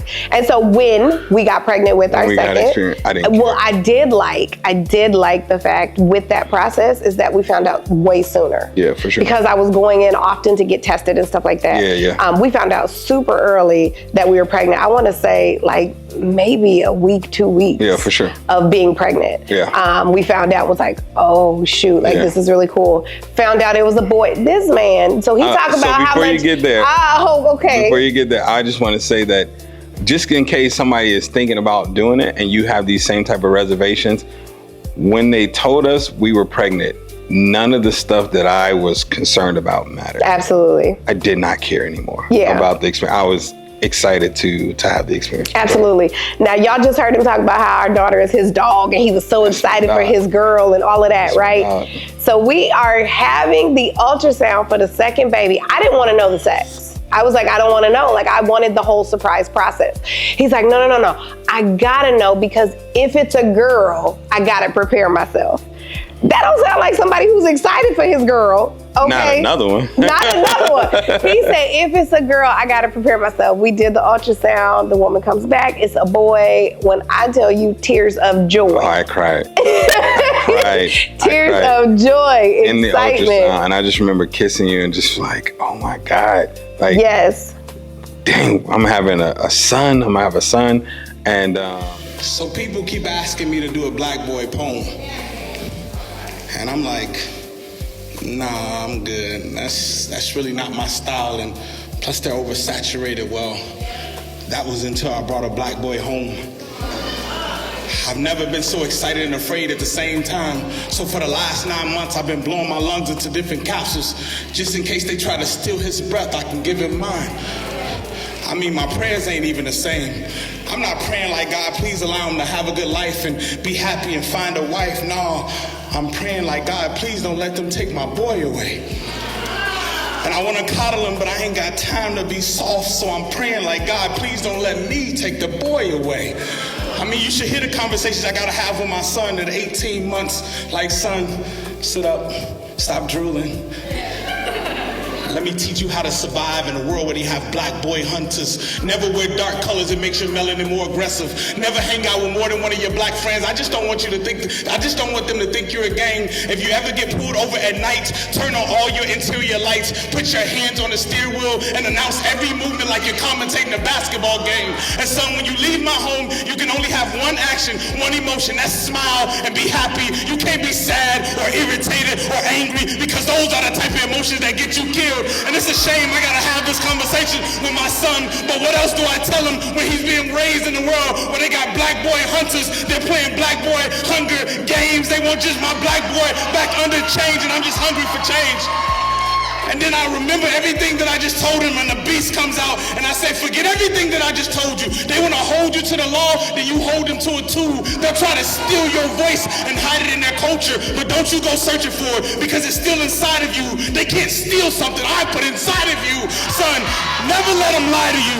Never let them lie to you. Never fall in love with the woman that wants to hide you. And you tell them, if they want your talent, then they better accept your black pride too. Son, do you know that when you were born, you cried and I cried too? But mine weren't tears of joy.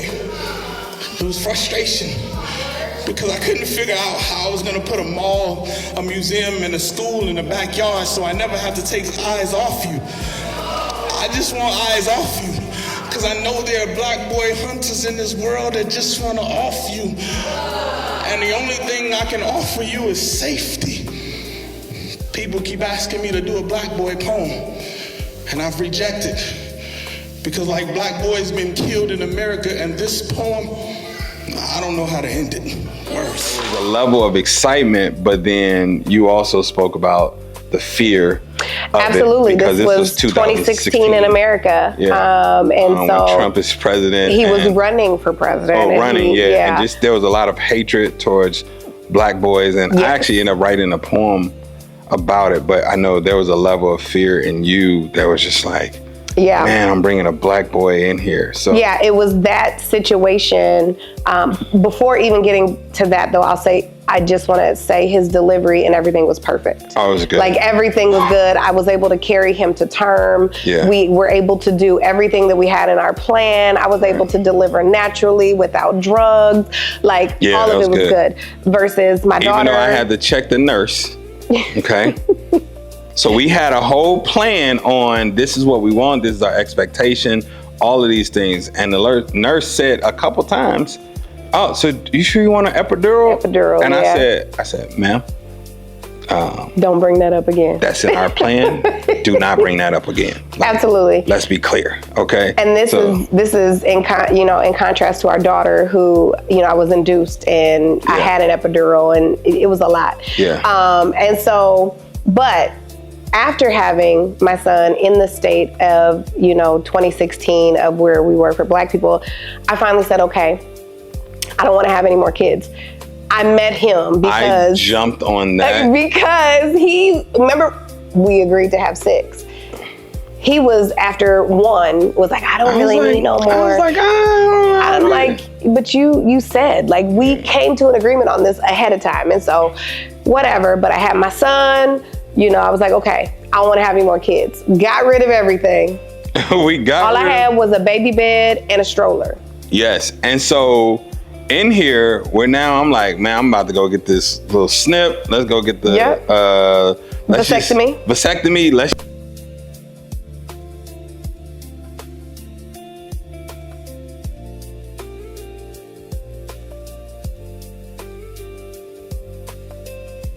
And so there's a part, we're out to dinner with friends and with our friends, Rashard and Dave, and they have, at this point, they have 3?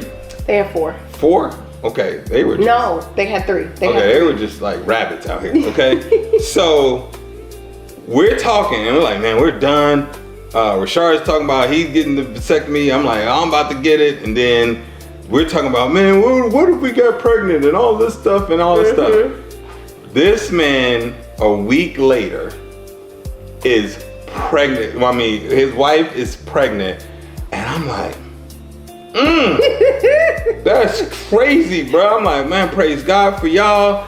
God is like, man, God is doing a thing in y'all and all of this stuff. And I'm speaking it to their marriage and all that stuff. And he's miserable. He was like, bro, what are we doing? All of this stuff. And so I said, whew, hey, babe, I'm about to go get this. Right, he come I'm about home and to go say, get baby, this. they're pregnant. I was like, dang, okay.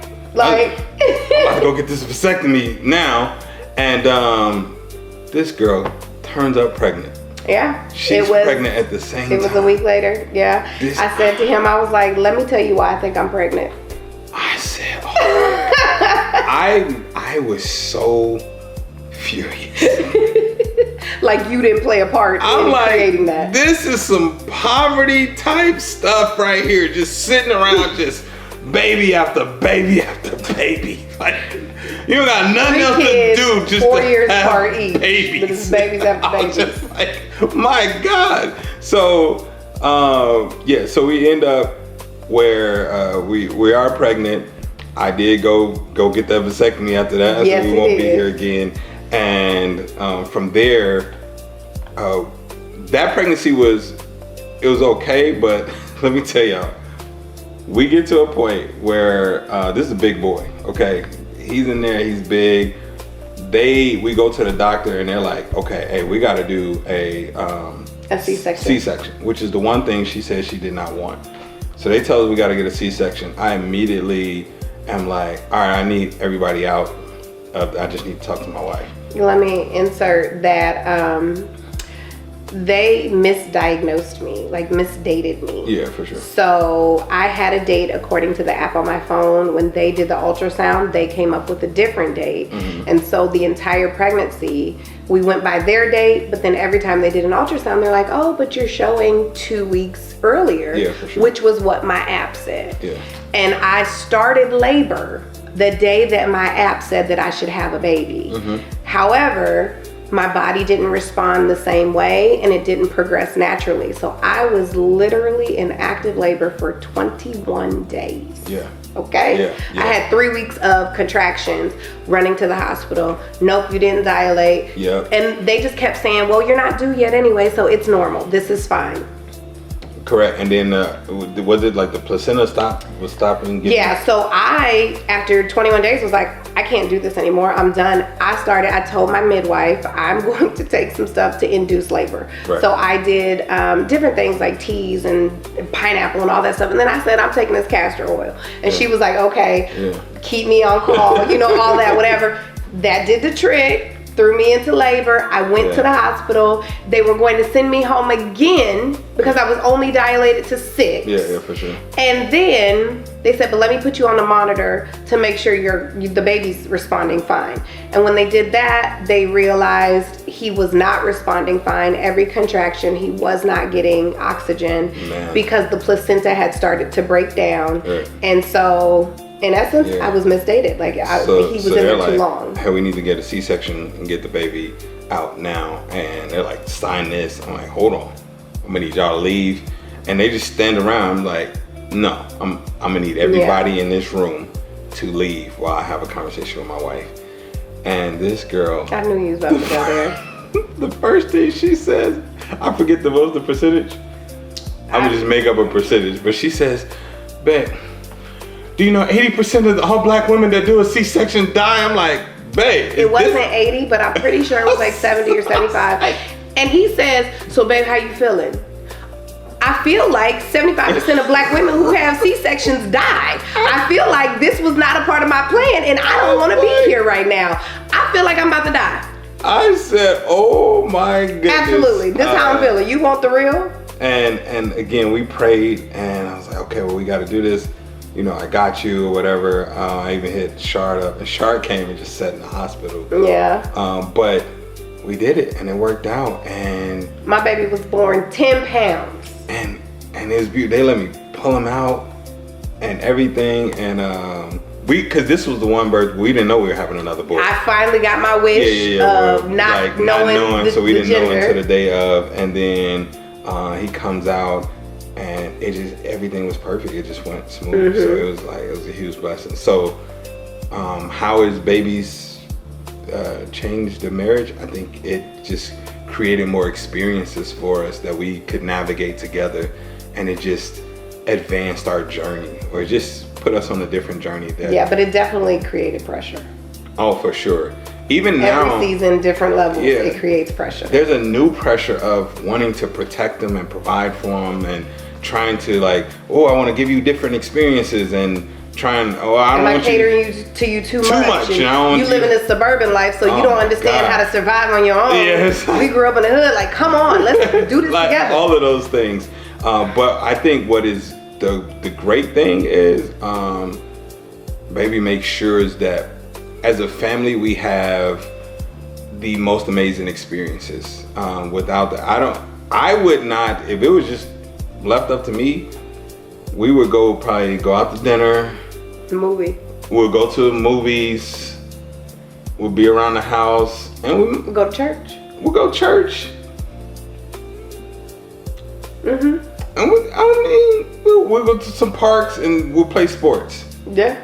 But you definitely bring a completely different type of experience where we're doing camping, and we're going on family trips and with the itinerary. So we were going to Puerto Rico for 2 weeks, and we went to Dubai for 3 weeks, and we're going to we've done everything. Florida, Arizona, and we're going she don't just go anywhere for 3 days. It's we're going for you need to 2 weeks, experience 3 the weeks, places that you're going. month, all of those things. But all of those, every time, and sometimes I'll be fighting them, and I'm just Most like, times he fights. Just so you know, but every time is such a great experience, even down to the pictures that family photos. I probably wouldn't have done those, but we have family photos. We do the pajamas and all that stuff. We still wrap gifts on Christmas, even though I'm like, man, if you don't just hand them that mess and that's gone about our business. So I think that's a huge compliment. So kids are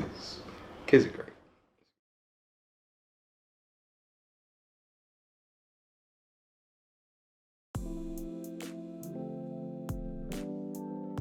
So now you all are business owners. How'd you guys get there? Whew.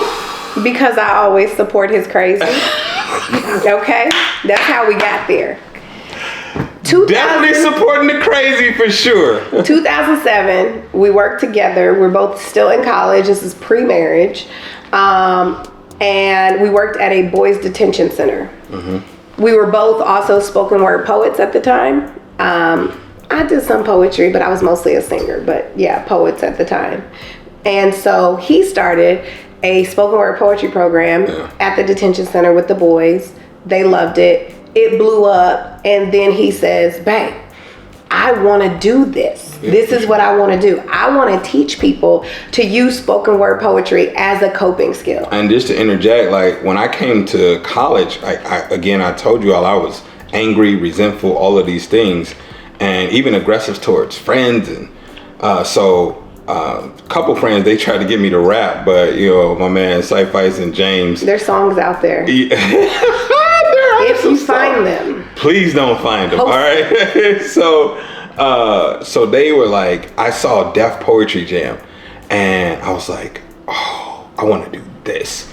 And I remember just writing a poem, and the release I felt from the hurt and pain, that's what I used the poetry for. It was like, this is a release from hurt, this is a release from pain, this is a release in itself. And I just started performing at the talent shows and everything at Iowa State. And somebody even challenged me, one of my friends, Andrea, she challenged me to write a book. She was like, you won't write a book though? I said, yes, I will. Yes, I will. And I ended up writing an entire book while I was in college. Yeah. And from there, I just noted the release I felt. So when I went into the detention center, well, even more so, like you were just writing them on the pages. Yes, I had books on books of poems. And so after the detention center, I'm like, I want to do this. We could do this. So here's the first idea where I'm like, babe, we could take over the world doing this. Every Pinky and the Brain was a common conversation our relationship. For sure. What are we going to do today, Pinky?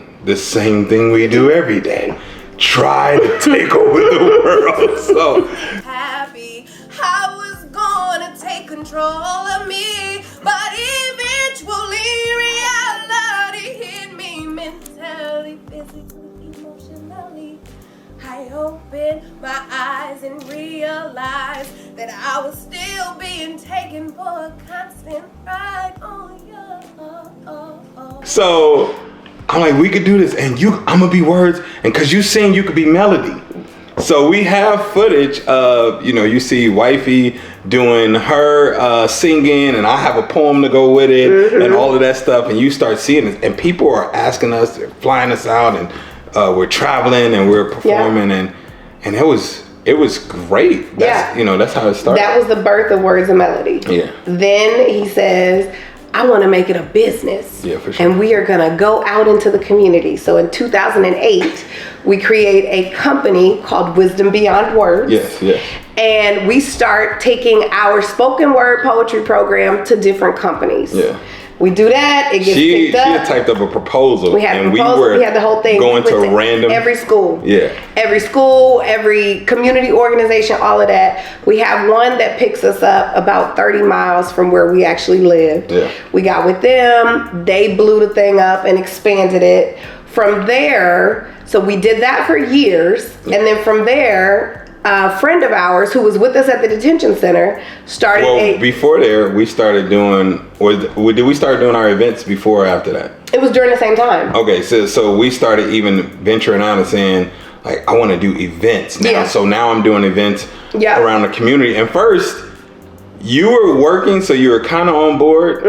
And I'm doing these events, and I'm bringing artists in, I'm performing, and you would think, because you see people in there, and you're like, why aren't we making any money on this thing? Oh my gosh. And I'm a creative, so I just had a heart for just people getting in free, serving. Like, right? Yeah. it was all time. I said, we got 200 people here, and we literally are in the hole. We're in the hole. And he's serving a whole meal. He done brought a chef in. I'm paying for all of it out of our pocket. I said, sir, this is not gonna work. And I'm like, babe, I need you to get involved. And this is, again, I want to go back to even with Wisdom Beyond Words. I'm doing the poetry, I'm performing, I'm traveling. We even drove to Atlanta. I went to New York, like all of these things. We did the Donald Lawrence show. We were driving to Chicago. We doing all of these things, but it wasn't until I'm like, I need the detail-oriented part. So now you prepare a proposal. Now we're going around to companies, and now we get accepted, and we actually have real contracts with companies. So I do the events. I can get the stuff started, and then now you come like, all right, we need a list of names. We need you know what I'm saying? We need a list of names. We need this. We need to have this, and we need to have this in place. And then you start to see profit come in from the events. It's like, okay, all right. Now we're on to something. So from there, events continued. Then a friend who was back at the detention center with us, fast forward years, was like, hey, I'm in the schools now. I'm a teacher. I want you to come and do the poetry workshop in the school. Like, we want to get you in the schools in the city that we were in. Because we were not in schools yet. We were only in community organizations. For sure. And so he then came on and worked with the school district. Yeah. So he goes from they had no poetry programs in the elementary or middle school levels. Yeah. He went from none to 21 within a year. Like, he established that entire program within the elementary. Yeah. Everybody wanted it. It's called Half Pints Poetry. Everybody wanted the program. The middle schools didn't take it on, and we're doing competitions, and it was super dope. It was super dope. Crazy. So he's doing that, and then we get the new crazy. He says, in the midst of doing that, after doing that for some years, he's like, babe, I think I want to go all in on me.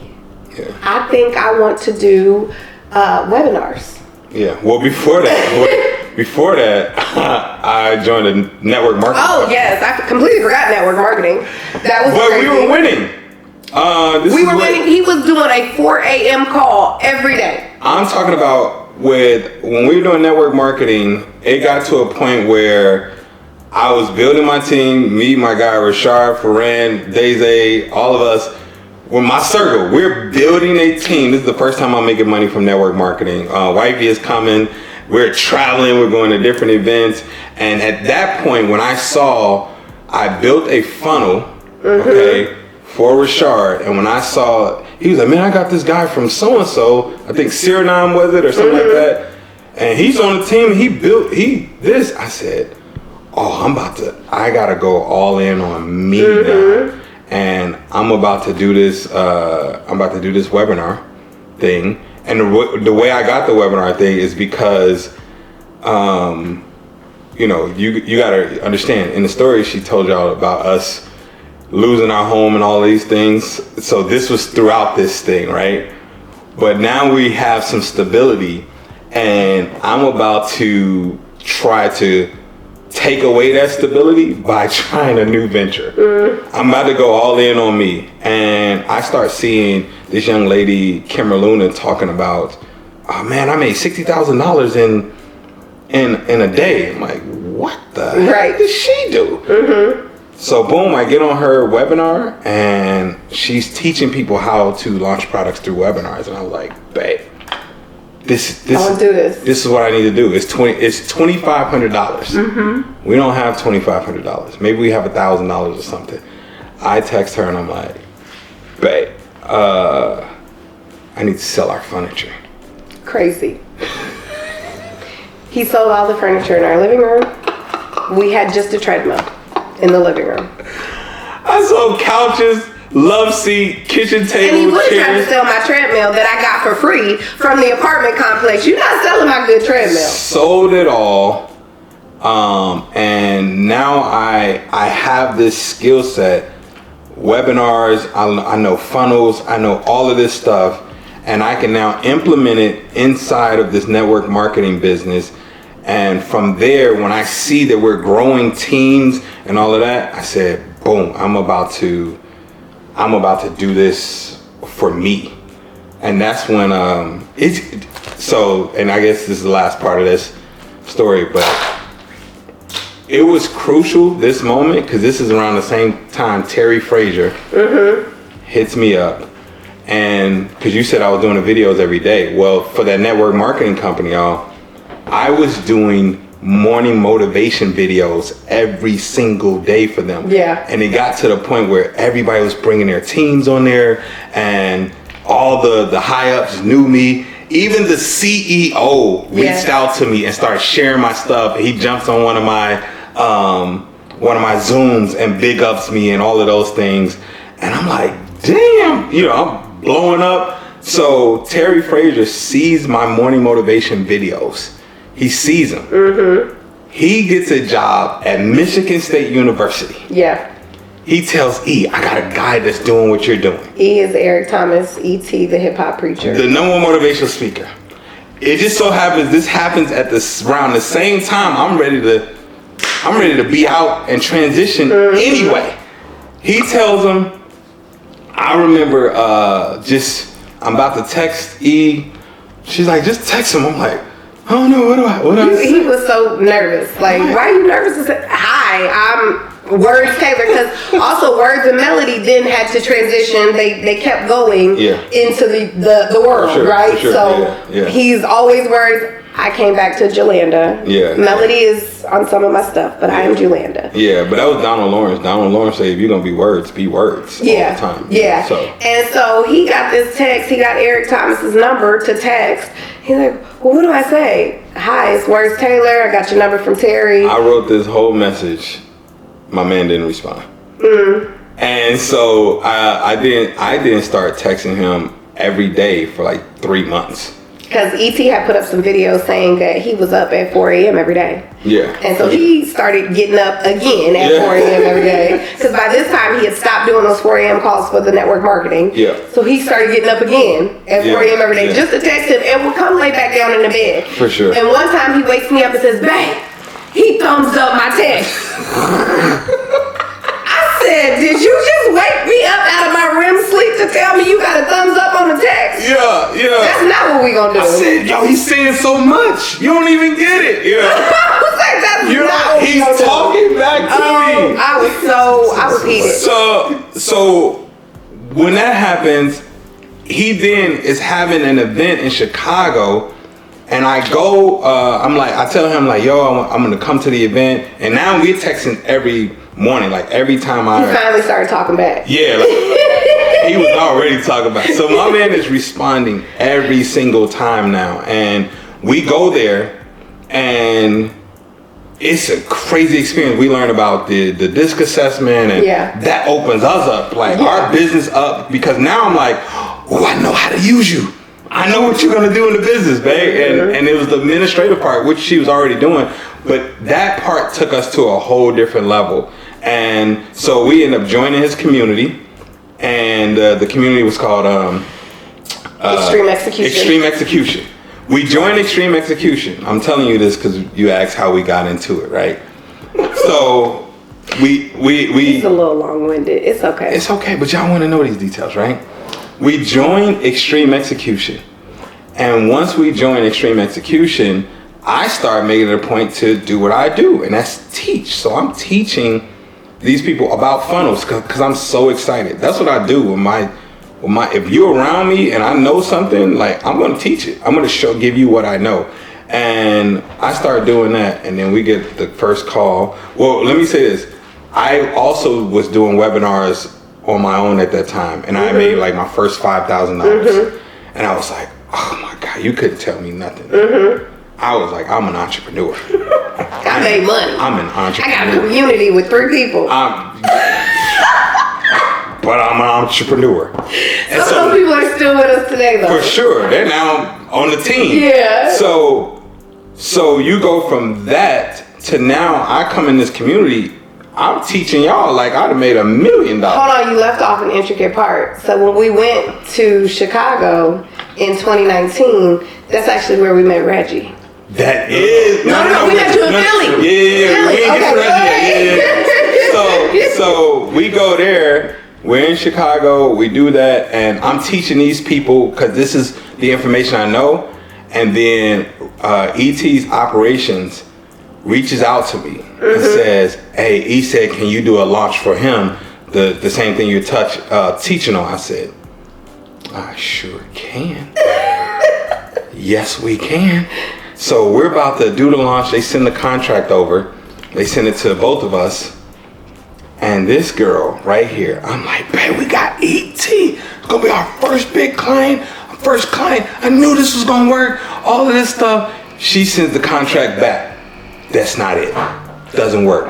And now she's also addressing colons and commas and all this stuff. And all of she's like, exaggeration. "That's not what it says. That's not what it's supposed to be." I'm like, "Oh my God." Like, let's just lock in.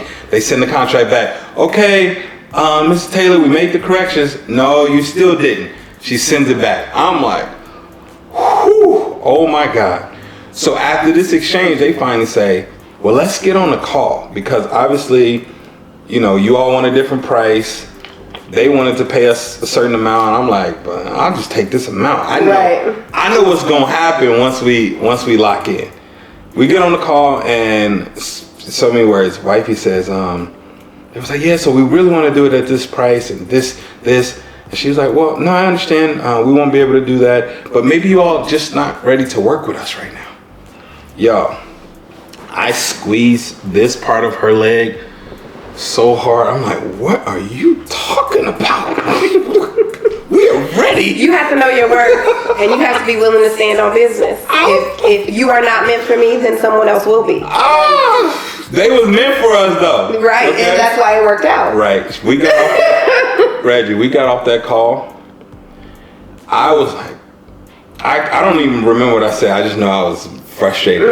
24 hours later, they hit us back and was like, "Hey, let's do the deal."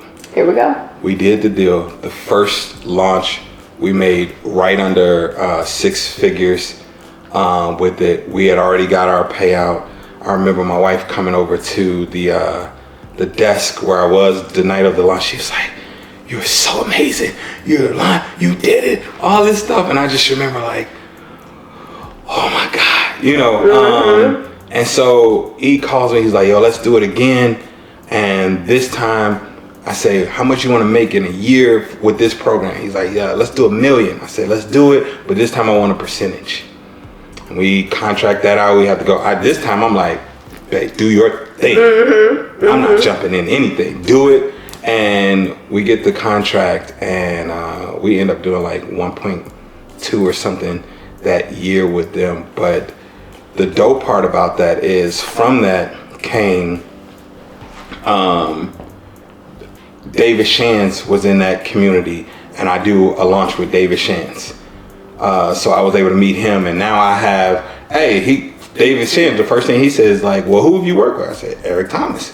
He's like, "All right, bet, let's rock." You got Tiffany Haynes in that community where, you know, and that's she was the operations. Yeah, too. you know what I'm saying? That's my dog. So we start working together, and then Rochelle T. Parks is in that community. Dewan Mutunga is in that community. You have all these people that I then start to partner with, and even Nikki Saunders is in that community. We're doing lives together, and it's like in that community, I'm doing this, and then everybody that I work with are now promoting us as these are the go-to people for the launch. David Shands is like loud with it. Like, no, my boy Words, go to him. And then he's like, Words, go to Words. From Dave, I think that's how you got connected with Him 500. Him 500. Dave does a live with me. Him 500 reaches out to me after the live. It's like, "Yo, I hear you the guy to do the challenges. I mean, do the launches." We do it.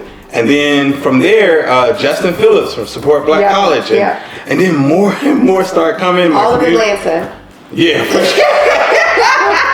But all of Black Mecca came. That's how we got started. And it just grew. But it started with this idea of me just doing poetry, and I just allowed evolution to happen. I will say there was one key moment that we didn't necessarily touch on.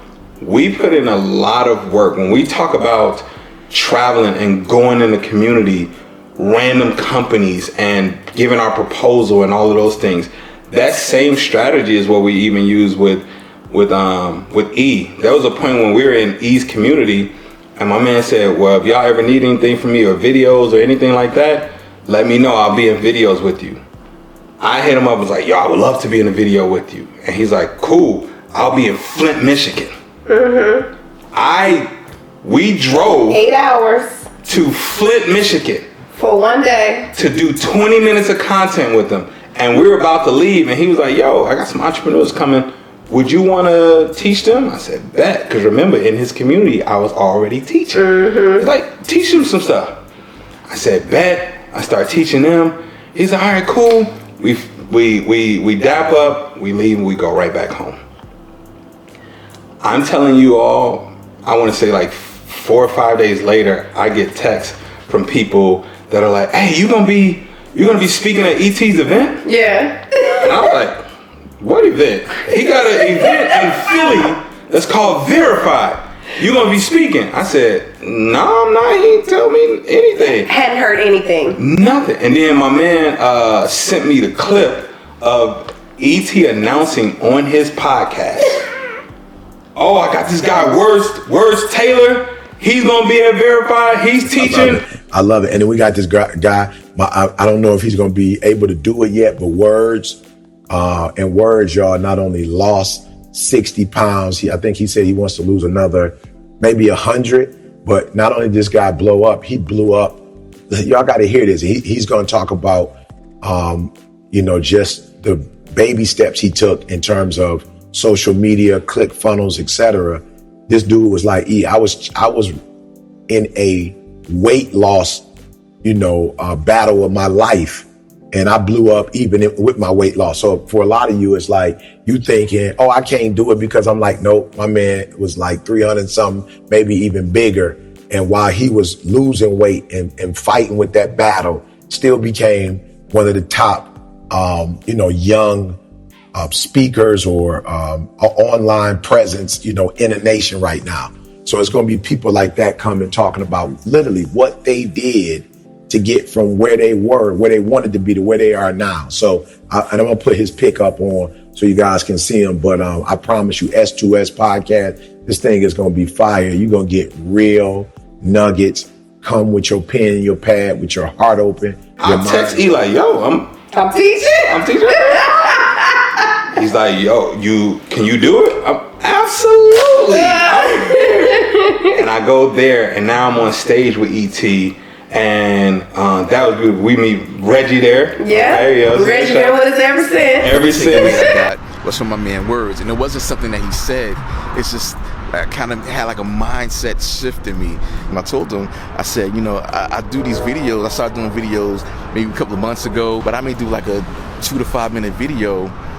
But to see you get up here and talk for about an hour and a half, this is the level I'm trying to be at. And to see him do that at a high level like that, that's inspiring. So I hope we get to connect. We spoke a little bit. I hope we get to connect. So that was just incredible, man. I said to wifey, because I had already been saying when she brought me his videos in the basement, I said, watch. I'm going to work with ET. I said, I'm going to work with ET. I said, I'm going to work with ET. And then after I got off that stage, I said, Operation, get money with ET. I'm going to get money with ET. And so after that event. That's when he reached out for the launch. That's when he reached out for the launch. We did the 1.2 million with him. And then we just had a whole bunch of other clients to come out of that. And that's how our business I would say this is definitely a God thing. Like God has definitely taken us on this journey. Sure. And we've always kind of, even though I say I support your crazy, I think it's more so supporting God's direction within you into where we should go. I think as businesses started to crumble and fall with COVID, we thrived. And I think that was because of God. Yeah. Like that was nobody but God.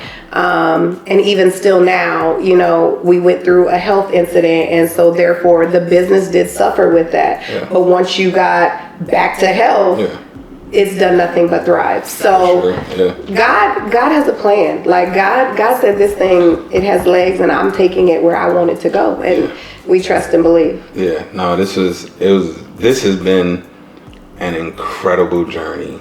And I want to say this is why it was important for us to do this podcast, because I feel like in our relationship, and this is not to minimize the things that other people have gone through or to say we've had it the worst, but in our relationship, we've been through a lot of ebbs and flows that people will experience.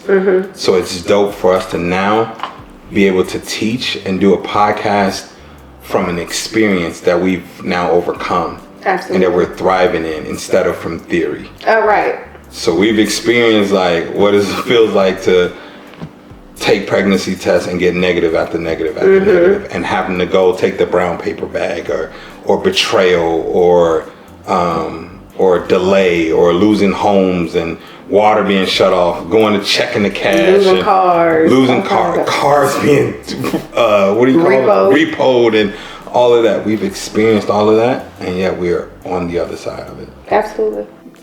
Did success ever distract you from real healing?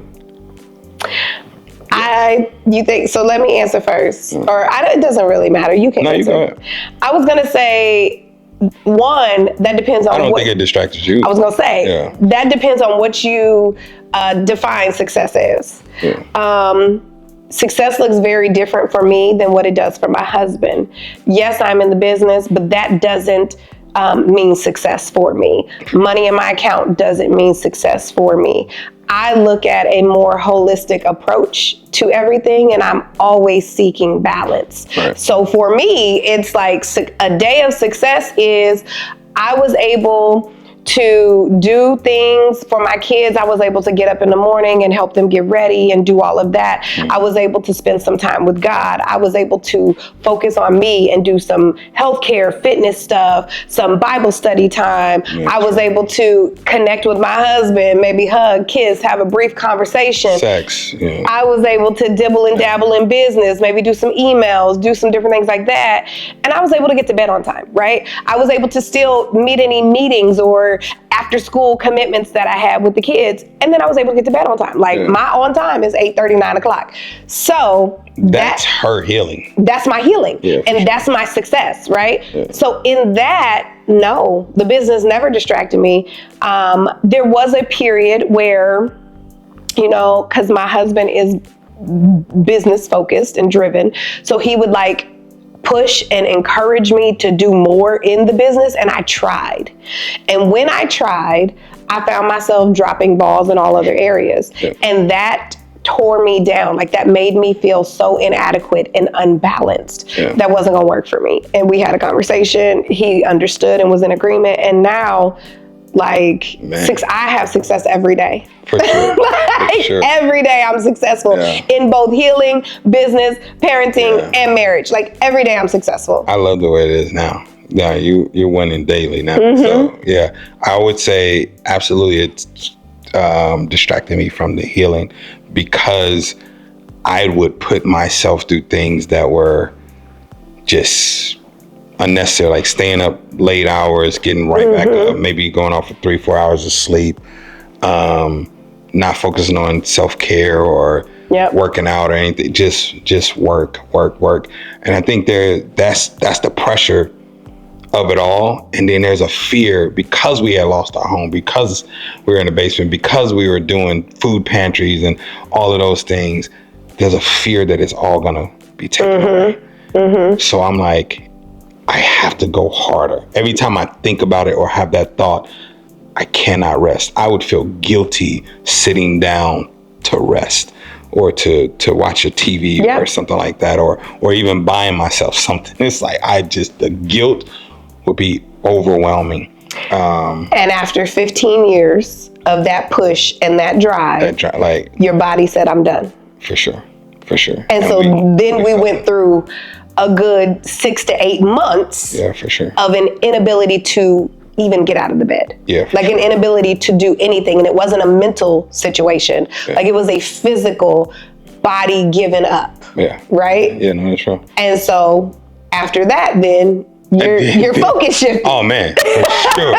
It shifted fully. All right. To lose weight, losing over 100 pounds and working out, walking, moving, massages and all Chiropractor, acupuncture. Like this man, he almost on my level with self-care. I went to completely opposite, but I think just the business and the work of it did allow me to do what I wanted to do. Yeah. One of the proudest moments of this entire thing is when I was able to pull up to my wife's job and be like, hey, that's it. You're coming up out of here. I'm out.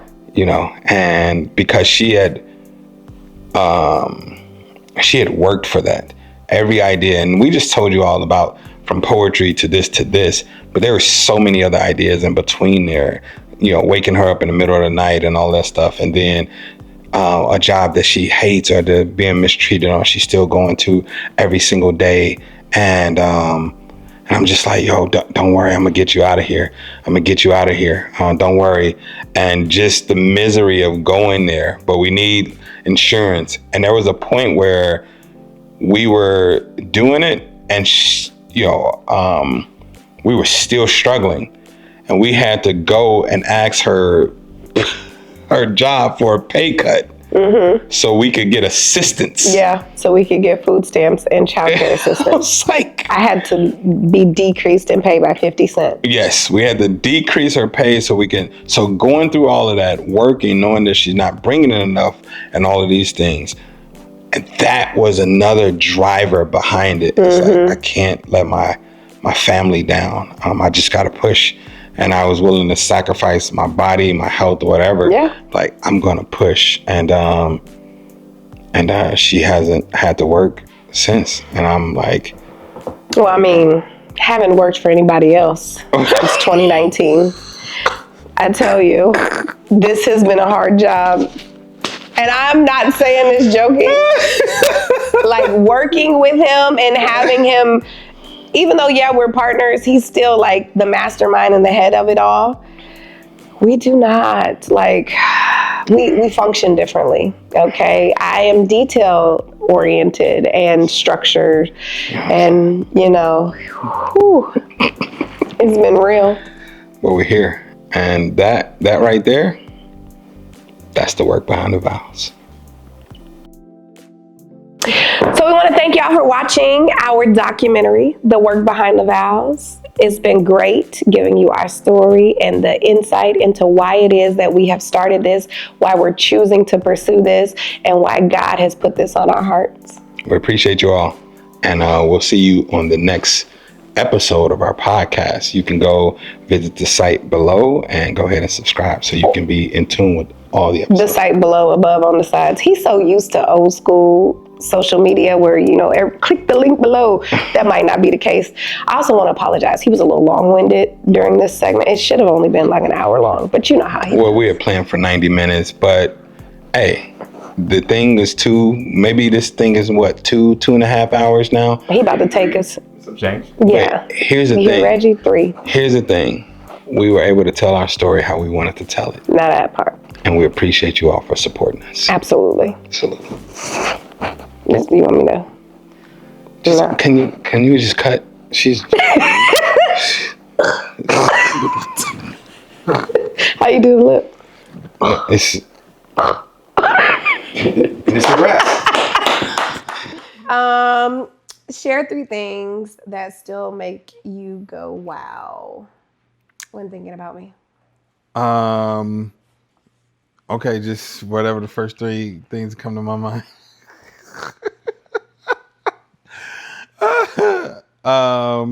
One is when you get undressed, I still go, wow. Okay.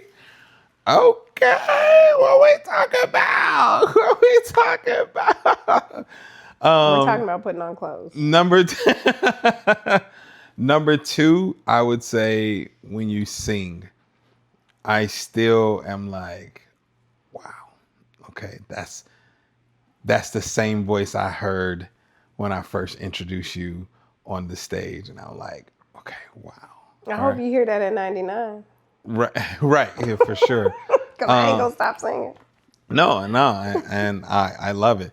And number 3, I would probably say that we can still have, like, we can still learn something new about each other, or that. No, let me take that one. That would be another one, okay? Because I was gonna say there was a couple of things I was gonna say. I would use this as an example, that you still entertain the ideas that I have and where I want, what I want for our family and our marriage, and I'm still like, wow, she's still rocking, you know. And I come with some stuff, I'm like, babe, this is literally on some, babe, we need to do it. Where I think this was in Puerto Rico. After the video went viral, I'm like, babe, we need to do a podcast.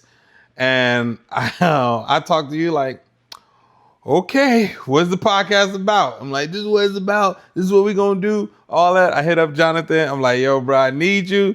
Let's go ahead and let's do this thing. So you saying yes and not, it's just supporting the thing and not trying to necessarily talk me out of it or what. That's still a like, wow, like she still believes in me and the ideas, things like that. So I would say those would be my 3. Okay. Yeah. I would say my number 1 is the way that you still intentionally and actively multiple times a day try to reassure me of my beauty and of like how in love with me you are. For sure. Without prompting. Yeah. Right. Sure. And I'm like, boy, you know, but you have done that from the beginning and you still do that. And it's like, wow. Like, he really loves me.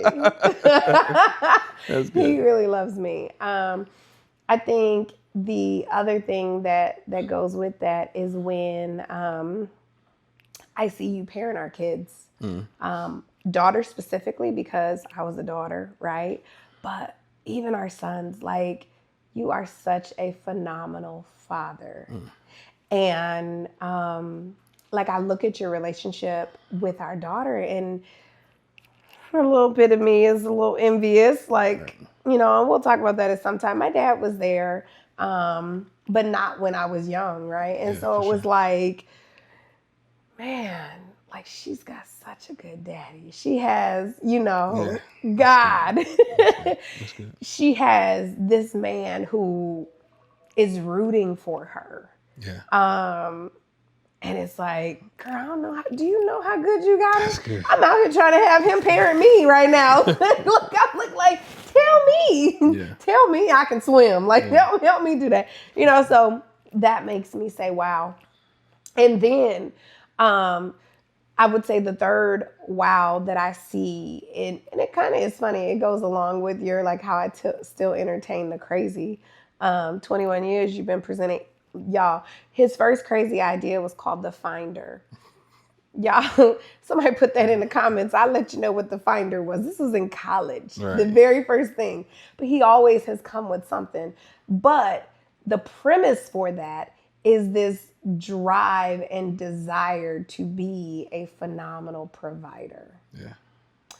Even when you were sick in 2023, and when we talked about in another episode, and I was like, I was solving it on my own. I went out and fell back on my degree and tried to figure it out on my own. Even in that, you were laying in bed trying to figure out a way to bring money in, and not just bring money in, but make it so that I didn't have to work and we could still thrive. Yeah.